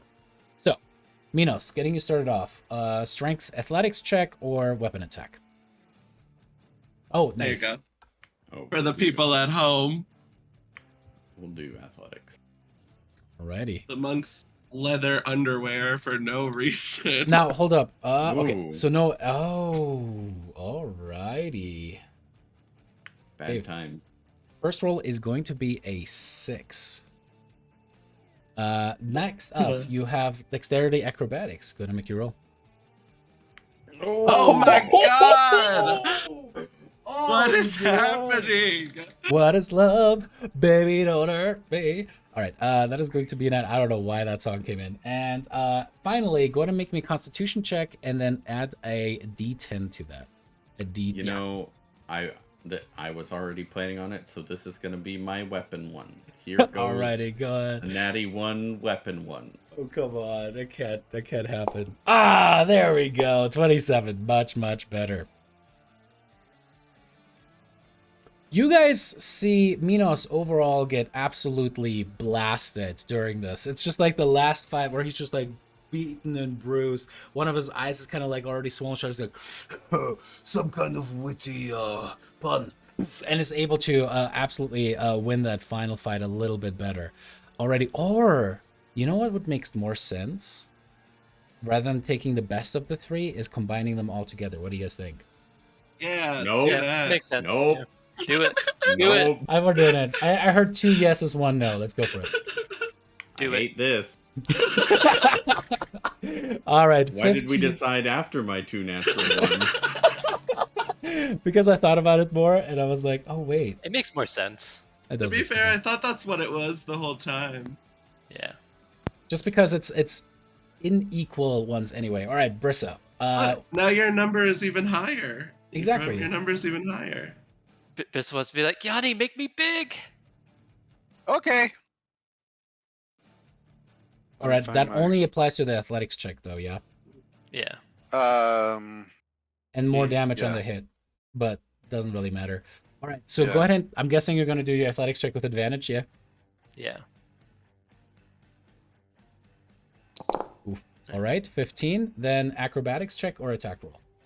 Attack roll. Go for it. Jeez. All right, and You then are finally, consistent as hell. yeah, con check plus. Actually, doing the additive is better for you because that means that if you have a high base amount, that is going to factor very good against the NPCs anyway. So really, might be doing you a favor against me, like potentially rolling a nat 20 for one of these guys. Anyways, Brissa, the last one is going to be a con check, and then add a D10 to that. Plus 3 plus a D10. Was this a 1D10? Or Yeah. Oh, okay. Oof. Then so roll 1D10. Oh, Alrighty, that is going to be 31. Wow. Oh, You're please. still below. Oh, just below. Damn.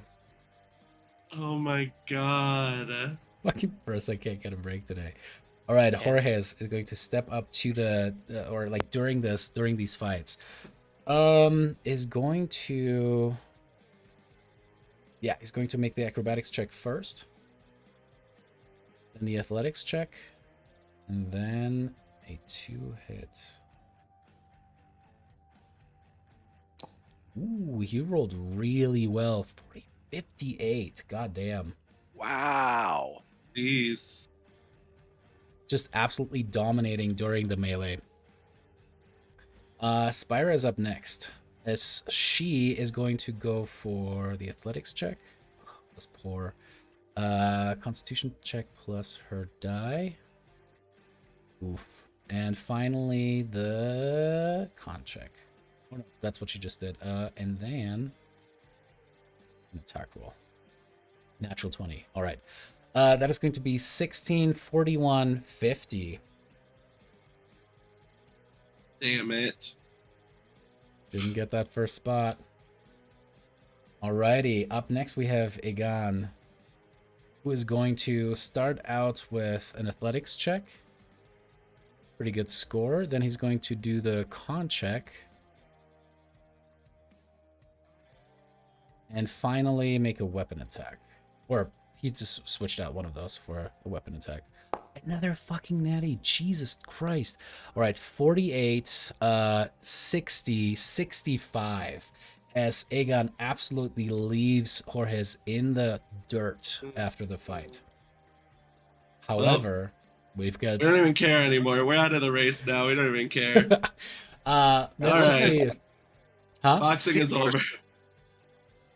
Yeah, that's true. We gotta watch Hottie. Alrighty, he is going to create that, make that check, and then... Alright, for a total of 20, 31, 44. Sad.